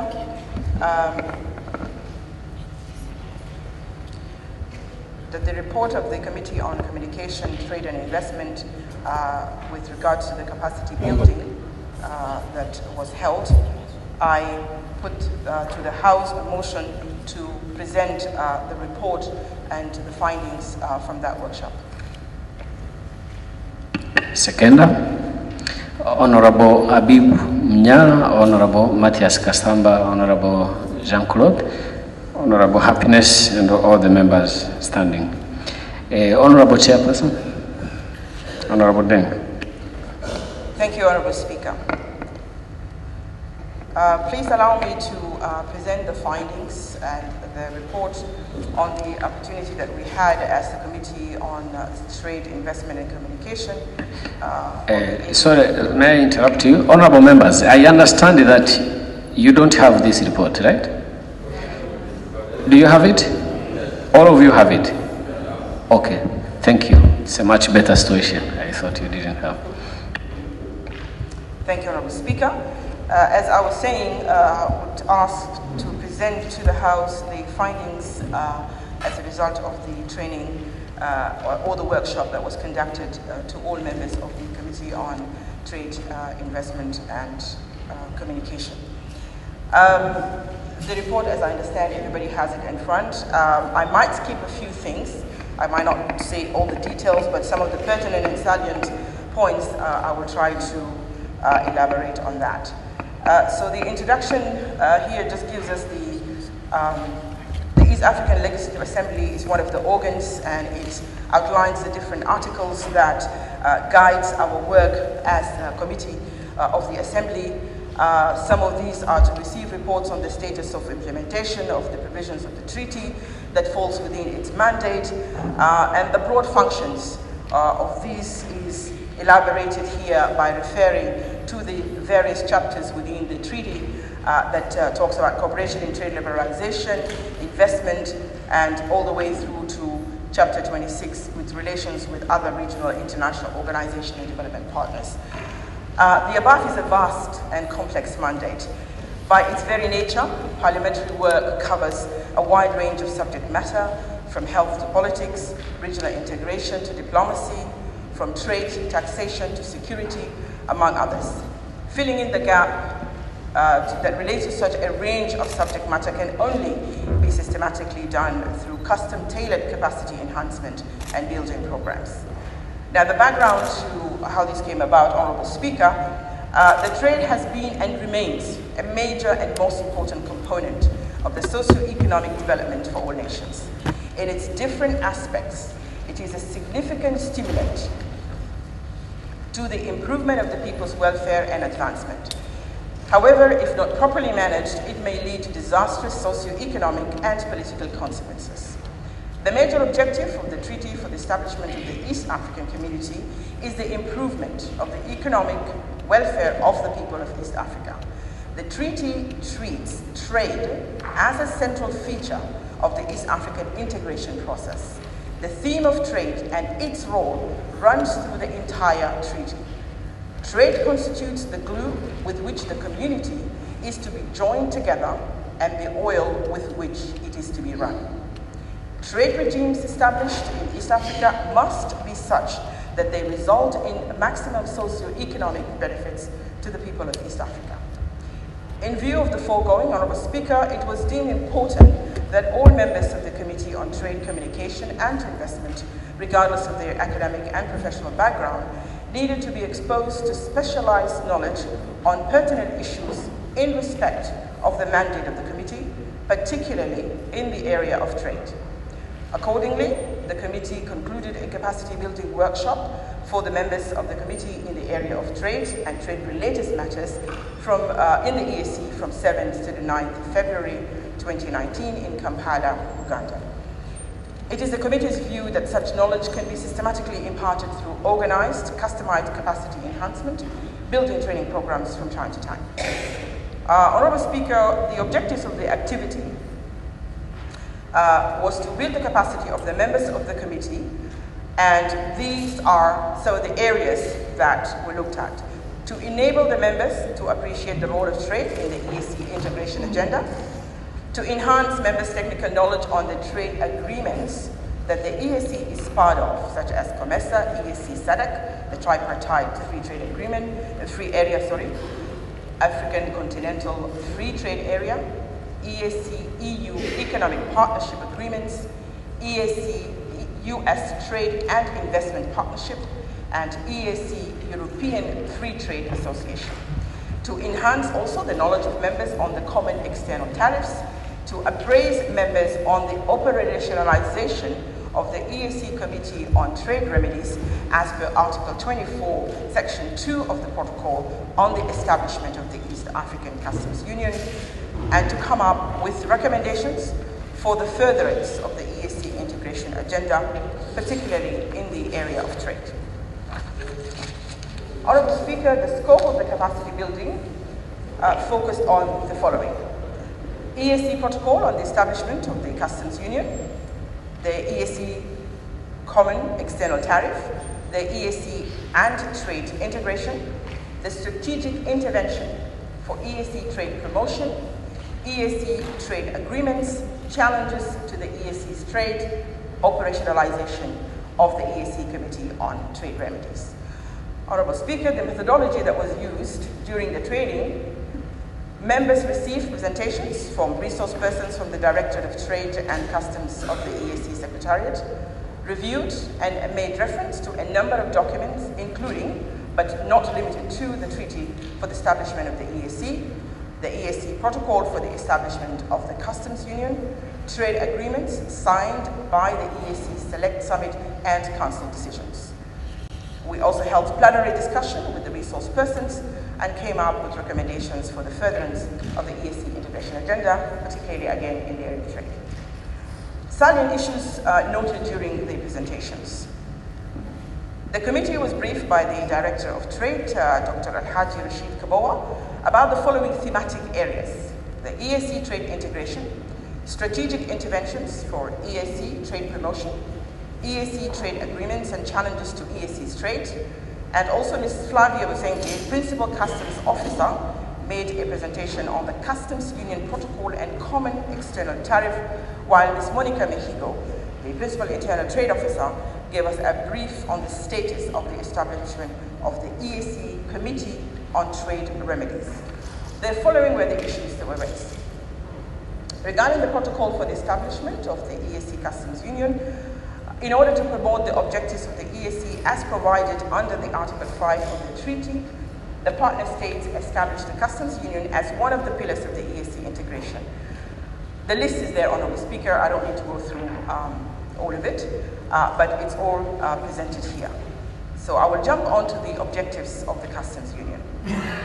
The objectives: further liberalize intra-regional trade in goods on the basis of mutually beneficial trade agreements among partner states, promote efficiency in production in the community, enhance domestic, cross-border and foreign investment in the community, and promote economic development and diversification in industrialization in the community. The cooperation in the trade liberalization and development.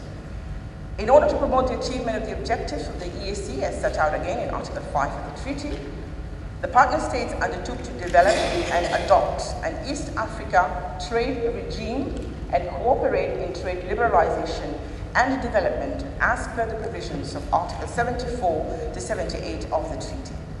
Precisely, under the Customs Union, the EAC partner states agreed to facilitate trade and development by developing, establishing, and adopting inter alia the following: the principle of asymmetry, safeguard measures, common external tariffs, measures for trade facilitation and trade liberalization, rules of origin, security and other restrictions to trade, duty drawback, refund and remission of duties and taxes, re-exportation of goods, export promotion, and trade policy. The strategic trade interventions areas. In a bid to promote trade within the region and the outside world, the EAC has developed and adopted the following strategies and measures. First, the promotion of intra-EAC trade, elimination of non-tariff barriers, operationalization of national and regional trade facilitation committee, the EAC Trade Remedies Committee as per Article 24(2) of the protocol, and the Customs Committee. Promotion of trade in micro, small, and medium enterprises products through the holding of the annual trade exhibitions and symposia. Facilitating the implementation of the simplified trade regime for small-scale cross-border traders, collection, analysis, and dissemination of trade information, trade portals, and annual trade and investment reports. In terms of promoting EAC trade with the rest of the world, coordinating negotiations and implementation of the trade agreements such as TAFTA, ACFA, EAC US, AGOA, EAC EU EPA, EAC EFTA cooperation, developing and coordinating the implementation of EAC export promotion strategy, harmonization of export promotion programs and incentive schemes in the partner states like special export zones. While trade in services, these are the points: liberalization of trade in services by the partner states, development of a mechanism for removal of existing restrictions, implementation of trade in services in the priority 7 sectors: business, distribution, education, finance, communication, tourism, and travel-related and transport. Liberalization of the remaining additional 5, which is environment, health-related and social, recreation, culture and sporting, and other services not included. Development of the mutual recognition agreements and regulation on free movement of services and services suppliers, and general statistics on trade, on EAC trade in services. harmonization and observance of standards, fair trade, consumer safety, and environmental protection. This included development of standards for commonly traded goods and mutual recognition of certification marks, operationalization of the EAC accredited board and the SQMT institutional framework, peer assessment of partner state standard infrastructure, partner states conformity assessment procedures, standards and proficiency testing harmonized, and notification system for new standards by partner states. Honorable Speaker, we come to the cross-cutting issues. These were sensitization of stakeholders and capacity building, monitoring and evaluation, review and enactment of appropriate law, SACA bill, meteorology bill, EAC NTB 2017 Act review, plus development of regulations to operationalization of the law. And also partnership collaborations and membership with private sector, the development partners, civil society organizations, plus regional and international bodies. Now we come, Honorable Speaker, to the trade agreements that have been concluded are ongoing between the EAC and third parties. The East African Community has negotiated and or is negotiating the following agreements. First one is COMESA EAC SADC tripartite free trade agreement. The tripartite free trade area has a membership of 29 partner member states. The tripartite free trade area agreement was initially signed by 15 countries in Sharm el-Sheikh in Egypt on the 10th of June 2015 during the third tripartite summit. To date, 22 tripartite member partner states have signed the agreement. Egypt first, which ratified the agreement on the 3rd of May 2017, followed by Uganda, Kenya, and South Africa. 14 ratifications are required for the agreement to come into force, but only 4 partner or member states have ratified the TAFTA. Sudan, Comoros, Swaziland, and Rwanda are expected to ratify soon. Fourth summit is planned to launch the implementation by June 2019, and each partner state's ratification is crucial to the implementation of the agreement by the EAC. Honorable Speaker, now we go to the agreement on the African Continental Free Trade Area. The African Continental Free Trade Area negotiations are 2 phases. Phase 1 is about trading goods and services, while phase 2 is about intellectual property rights, competition policy, and investment. ACFA was signed by 44 countries in Kigali, Rwanda in March 2018. To date, 49 countries have signed. Among the EAC partner states, it's Kenya, Uganda, and Rwanda that have ratified. Up to 18 members, partner states have ratified the ACFA out of the required 22 ratifications for entry into force. The level of ambition for tariff liberalization is 90% to be achieved in the first phase of tariff liberalization between 5 years for least developed countries and 10 years for least developed countries for non-sensitive products. Sensitive products cover 7% with 5-year transitional and will be liberalized over a longer period of time ranging from 10 to 15 years. And products excluded from liberalization will cover 3%, subject to double qualification with input value limitation of 10%. Now, Honorable Speaker, we come to the agreement on the EAC-EU Economic Partnership.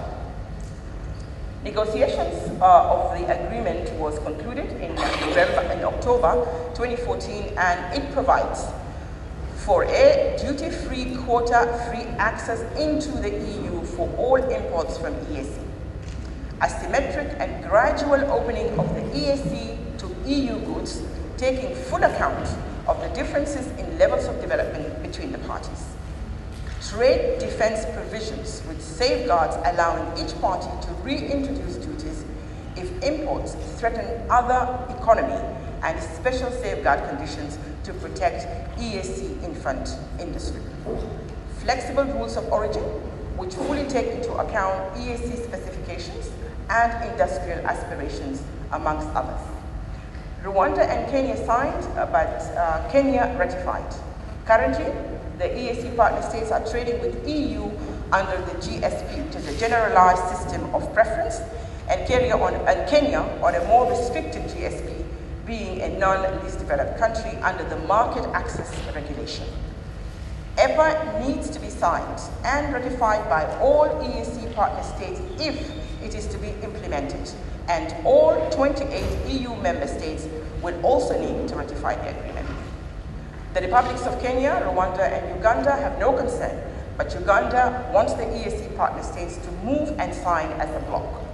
The Republic of Burundi wants the EU to rescind its position on severing relations with Burundi. The United Republic of Tanzania has serious concerns that EPA will have negative impact on partner states' revenue, EAC agriculture, and EAC industrialization program. And the full integration of the Republic of South Sudan is critical at this juncture. With regards, Honorable Speaker, to the agreement with EAC and US trade, the EAC and US have a trade and investment framework agreement, TIFA, which was signed on the 16th of July 2008, which establishes a framework for expanding trade and investment. In July 2012, the parties upscaled the TIFA into a trade and investment partnership comprising of 4 components on investment, trade capacity building, commercial dialogue, and trade facilitation. The EAC and US signed a letter of intent on the EAC-US commercial dialogue in November 2012 and a cooperation agreement on trade facilitation, SPS, which is the sanitary and phytosanitary measures, and TBT, which is the technical barriers to trade, which was signed in February 2015, and the implementation of these agreements is underway. EAC developed work plans on trade facilitation, SPS and TBT in 2016, under which the US supports in the implementation under current existing mechanism, i.e. US aid, TEMEA for trade facilitation, and the Trade and Investment Hub for SPS and TBT. On investment, discussions with the US on a proposed regional investment treaty became protracted and reached a standstill. The parties have also discussed the future of US-Africa trade relations after the expiry of AGOA in 2015. While the US intends to negotiate a model free trade agreement with each sub-Saharan African country, the EAC and other AU members do not favor the US approach, but want a continental approach, or at least a regional approach to a future arrangement with the US in view of the African Continental Free Trade Agreement and ongoing regional integration processes in Africa. Honorable Speaker, with regards to the World Trade Organization Trade Facilitation Agreement, the WTO Trade Facilitation Agreement was signed in December 2015 and entered into force on the 22nd of February 2017, following its ratification by 2/3 of the WTO membership. The TFA contains provisions for expediting the movement, release and clearance of goods, including goods in transit. It also sets out measures for effective cooperation between customs and other appropriate authorities on trade facilitation and customs compliance issues. It further contains provisions for technical assistance and capacity building in this area. Kenya, Rwanda, and Uganda are among the WTO members that have ratified the WTO TFA. The EAC member state of South Sudan is not yet a member of the WTO. It is currently in the accession stage. Implementation of the agreement is being coordinated at the EAC level. A regional action plan on implementation of the WTO TFA was adopted by the Sectoral Council in 2016. Honorable Speaker, now we come to the European EFTA Joint Declaration on Cooperation. EAC negotiation with the European Free Trade Association states, which include Iceland, Liechtenstein, Norway, and Switzerland, are ongoing on a joint declaration on cooperation on trade and investment. The draft joint declaration focuses on cooperation on trade, private sector development, and investment, with the possibility of further developing their trade and investment cooperation, including through a free trade agreement.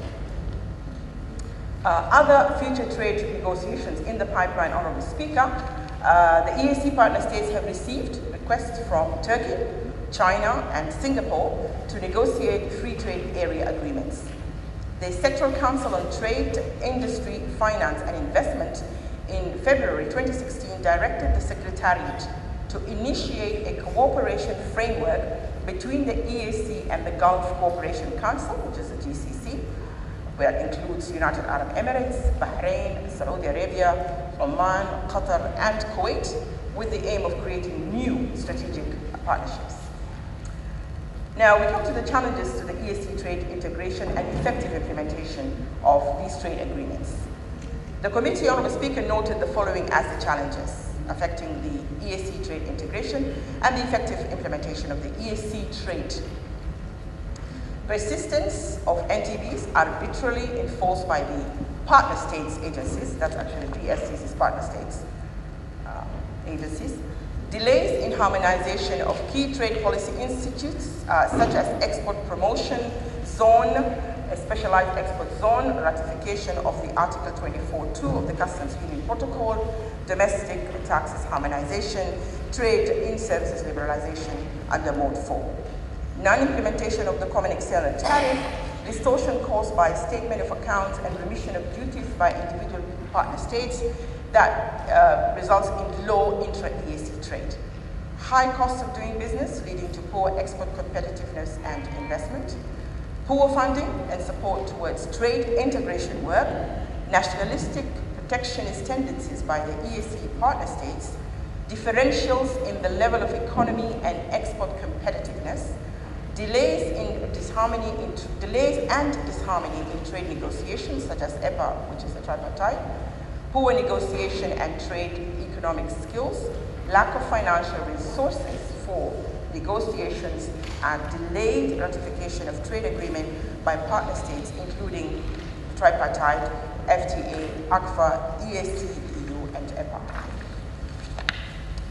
The status, Honourable Speaker, of the operationalization of the Committee on Trade Remedies. The protocol on the establishment of the East African Customs Union under Article 24 established the East African Community Committee on Trade Remedies. According to Article 24.2, the committee was supposed to be composed of 9 members, 3 from each partner states, at that time mainly Kenya, Uganda, and Tanzania. The committee is mandated to, among others, handle matters pertaining to rules of origin, anti-dumping measures, subsidies and countervailing measures, safeguarding measures, and any other matters referred to it by the Council of Ministers. With the republics of Burundi, Rwanda, and South Sudan joining the EAC, it meant that the membership of the committee would increase from 9 to 18. The 10th Ordinary Summit of the EAC Heads of State held on 29 April 2009 in Arusha, in the United Republic of Tanzania, approved the amendment of the Article 24.2a. The amended article provides that the committee shall be composed of members qualified and competent in matters of trade, customs, and law. However, Article 24.2b, which requires each partner state to nominate 3 members to the committee, was not amended. All the partner states, with the exception of the Republic of South Sudan, Sudan is missing here, sorry, nominated and forwarded the names of persons to constitute the committee. To date, the EAC Committee on Trade Remedies has not been operationalized because none of the partner states has ratified the amended provisions of the Article 24.2 of the protocol, despite numerous reminders from the EAC Secretariat since 2010. The committee is yet to find out why the partner states have failed to ratify the amended Customs Union Protocol, but we already had an update from the chair of the Council, who said that the Council of Ministers is setting up a committee to look, the sectoral committee responsible to look into that issue. Observation, Honourable Speaker, the following observations were made. Apparently, the African Continental Free Trade Area is working faster than the EAC, COMESA, and SADC, the tripartite free trade area. Out of the required 22 ratifications, ACFA has gotten 18 ratifications compared to the tripartite free trade area, which has secured only 4 out of the required 14 ratifications, which is proof of low or lack of political will. The committee commends the leadership and governments of the Republics of Kenya and Uganda for signing and ratifying both the African Continental Free Trade Area and the tripartite free trade agreements. The Republic of Rwanda's stance is equally impressive since it's ratified the ACFA and is also expected to ratify the tripartite free trade soon. The ratification of the tripartite FTA by all the EAC partner states is very critical for the implementation of the agreement in the region. It was noted that the EAC Secretariat is undertaking a comprehensive cost-benefit analysis on the implications of EAC negotiating free trade area agreements with selected third parties. The analysis will cover the EAC partner states and the following trading partners: Turkey, China, Singapore, United States, India, Brazil, EFTA states, and the GCC. The persistent NTB's poor funding and the high cost of doing business has led to low levels of trading at intra and extra levels, dwindling of exportation, and deteriorating balance of trade for the EAC region since 2013. The failure by the EAC partner states to ratify the protocol on the establishment of the EAC Customs Union indefinitely puts on hold the operationalization of the EAC Committee on Trade Remedies. The non-operationalization of the EAC Committee on Trade Remedies continues to negatively impact the EAC trade integration, as evidenced by the persistent unfair trade practices and trade disputes and non-operationalization of the EAC elimination of the NTB's Act 2017. Whereas the protocol for the establishment of the EAC Customs Union provides for a regular review of the EAC Common External Tariff, the tariff was last reviewed in 2010, whereby the 3-band rate was maintained. This means that in its current form, the CET does not cater for sectors with long value chains, differentiation between basic raw materials and semi-processed goods, protection of specific goods of economic value to the region, as well as backwards and forward linkages in the manufacturing industry process, whereby some industries manufacture inputs for other industries, which is value chain.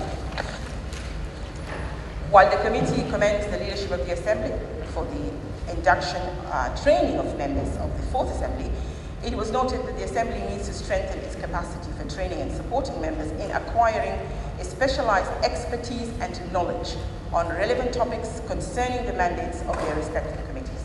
This represents a strategic commitment necessary to support Eala in producing high-quality work in all its functions. Whereas the Assembly is committed to upholding and exercising its oversight mandate without the direction and influence of a third party, the committee recognizes the need to strengthen its working relations and continually engage with other organs and institutions of the EAC in furtherance of the EAC integration agenda. Honorable Speaker, we come to the recommendations. In view of the foregoing, the committee would like to make the following recommendations. There is need for the EAC partner states to appreciate and accept that EAC is a single market, and for the community to realize its objectives. As outlined in Article 5 of the treaty, the partner states need to prioritize and give unwavering support and support the EAC integration agenda by amending the Common Market Protocol to remove all restrictions and barriers to intra-EAC trade. Urge the Council of Ministers to direct partner states to embrace and expeditiously fast-track the harmonization of domestic taxes. Urge the Assembly and EAC Secretariat to continually sensitize the stakeholders on EAC integration, including the border communities/agencies. There is need to build and link up trade, industry, investment, and finance and infrastructure development as a single platform belt driven by the private sector.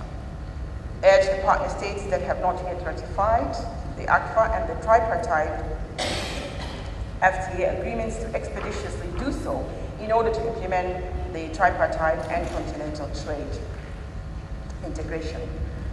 Urge the Eala Commission to develop a well-thought-out capacity enhancement building program for members and staff of the Assembly. Besides a specialized knowledge and skills. Members of the Assembly need to be formally exposed to parliamentary rules and procedure, the role of a regional parliament, relations with national, other regional and continental parliaments, and the mandates and standard operating procedures of sectors under its respective committee, among others. Urge the EAC Secretariat to expedite the finalization of a comprehensive cost-benefit analysis on the implications of EAC negotiating free trade area agreements. The Assembly also should strengthen its working relations with other organs and institutions of the community through a well-structured collaborative engagement and timely information sharing framework. Urge the partner states and the Council of Ministers to take bold steps and investment towards export promotion and export competitiveness. Urge the Council of Ministers to expeditiously and regularly review, partner the common external tariff in order to promote export and avoid non-tariff barriers. Urge the Council of Ministers to put in place mechanism for addressing the menaces associated with RTAs like limiting the fiscal space, trade diversion, loss of national sovereignty, and cultural erosion. And also, lastly, urge the Council of Ministers to appreciate the need to give more funding and support towards trade development. At the end, Honourable Speaker, this is the commitment by the committee in light of all of the details that was explained to us and the training that we had. The Committee on Communication, Trade and Investment appreciates the importance of EAC Committee on Trade Remedies and the need to expedite its operationalization.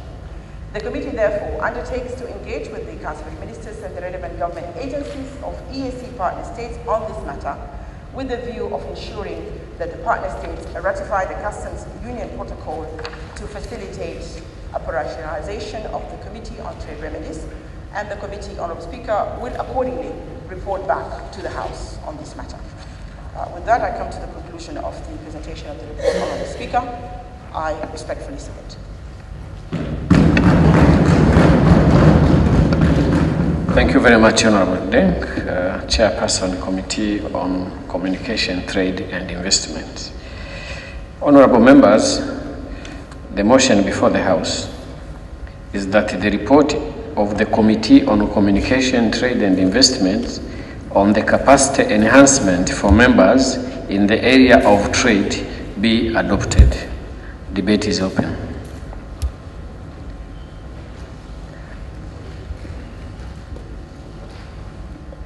Honorable Dr. Warder. Yeah, thank you very much, Right Honorable Speaker. And I want to commend the Assembly and their wise leadership for allowing us as members of this committee to be exposed to such valuable training. Honorable Speaker, I agree with the report that... Procedure, Honorable Speaker.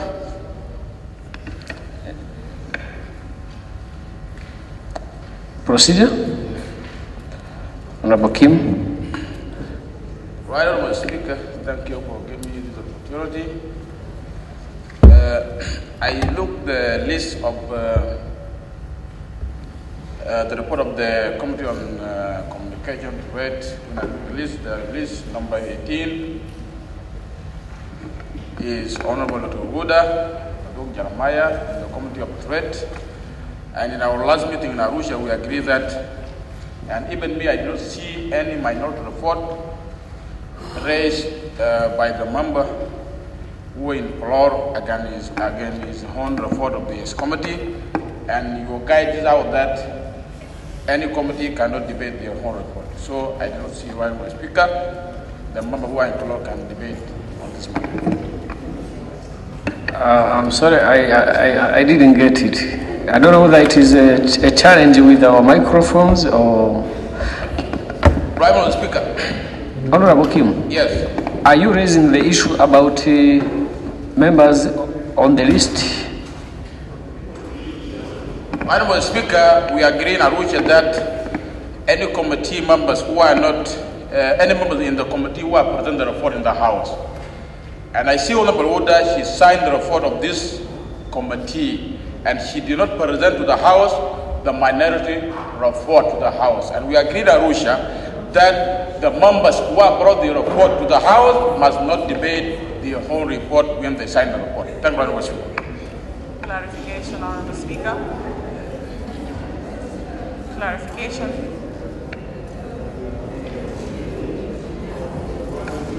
Okay, honorable members, let's refresh our memories on what happened in Arusha. I indicated that, can we listen? I indicated that ordinarily, under the normal scheme of things, all members who participated in the activity must sign on the report. That is one. Two is that those who may choose to disagree with the report can come with a minority report. That is in the rules. But the report does not get invalidated by the absence of signatures if the quorum is realized. So if the number of people who participated and who signed are enough to realize the quorum, the report remains valid. And those who did not sign on the report and did not bring the minority report, I would only have some collision caused with them if they make it an issue. But as long as no one has made it an issue, among those who did not sign the report, no one has complained about the content of the report, then I think we have a valid report before the House. Is that clear? Yes. So there is nothing unprocedural about this. But of course, yes, if you participated in the activity, then we expect to see your signature, unless you disagree with the content. And if the signature is missing because a member didn't participate, then that becomes another administrative issue that is not for the floor of the House. So I think you are guided, Honorable Kim. Honorable Dr. Woda, you proceed. Thank you very much, Right Honorable Speaker, and sorry for my voice. I have very serious flu, and I couldn't understand what my brother was aiming to, but let me continue my As a members of I want first of all to declare that I'm a member of the Committee of CTI, and one of the objectives of our committee and the Custom Union is to ease and liberalize the trade among the East African partner states. But as we were doing the oversight activities, we have realized that partner states are lacking more of enforcement for these laws, because many of these partner states have difficulties in, people were facing difficulties in their movement, in trading between themselves, and in also movement of labor and movement of capital. So I stand with my committee in urging the Council of Ministers, and I'm glad that they're here to expedite the Committee on Trade Remedies, because we have seen as a committee that this is a very important committee and it's taking long. Since 2009 till now, it's almost 10 years, and we want to see that this committee is materialized so that it is the life and the trade of the East Africans. Otherwise, I support the report of the committee. Thank you very much. Thank you very much, Honorable Dr. Woda. Honorable Engineer Mnya. I thank you, Right Honorable Speaker, for also airing my views in this report. First of all, Mr. Speaker, I should join my colleague Dr. Makame and Malim Josephine to welcome you here in Zanzibar and enjoy the beauty of the beaches and the spice of Zanzibar. But not only that, Mr. Speaker, I will also argue your members of parliament, most of them those who are staying nearby the beach areas, to enjoy the early morning of Zanzibar beaches, whereby there are thousands or hundreds of groups we are going to call a jogging and exercising group, which were established here in Zanzibar, the first to be established in Tanzania. And actually, they started with one famous group called the Kitambi Noma. And this group also then, 1,000 or hundreds of groups came after this Kitambi Noma, the first to be started around 25 years ago. And now, if you want to also enjoy the Zanzibar scenery, actually, in the morning, early 6 o'clock, I will urge my colleague to go down to the beaches and they will see what is happening in Zanzibar. After that, Mr. Speaker, then I come to the report of the CTI committee. Actually, this report is on the capacity building.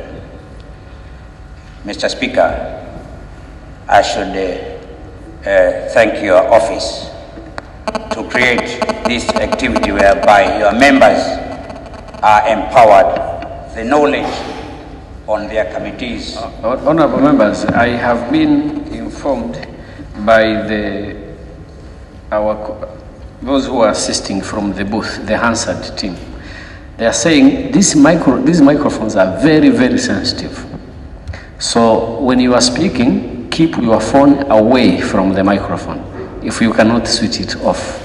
And when there are these interruptions, it interferes with the system as well. So the mics are very sensitive. They can pick the waves from a distance. So let's be aware of that. Honorable Mna. Thank you, Honorable Speaker. Mr. Speaker, the idea of capacity building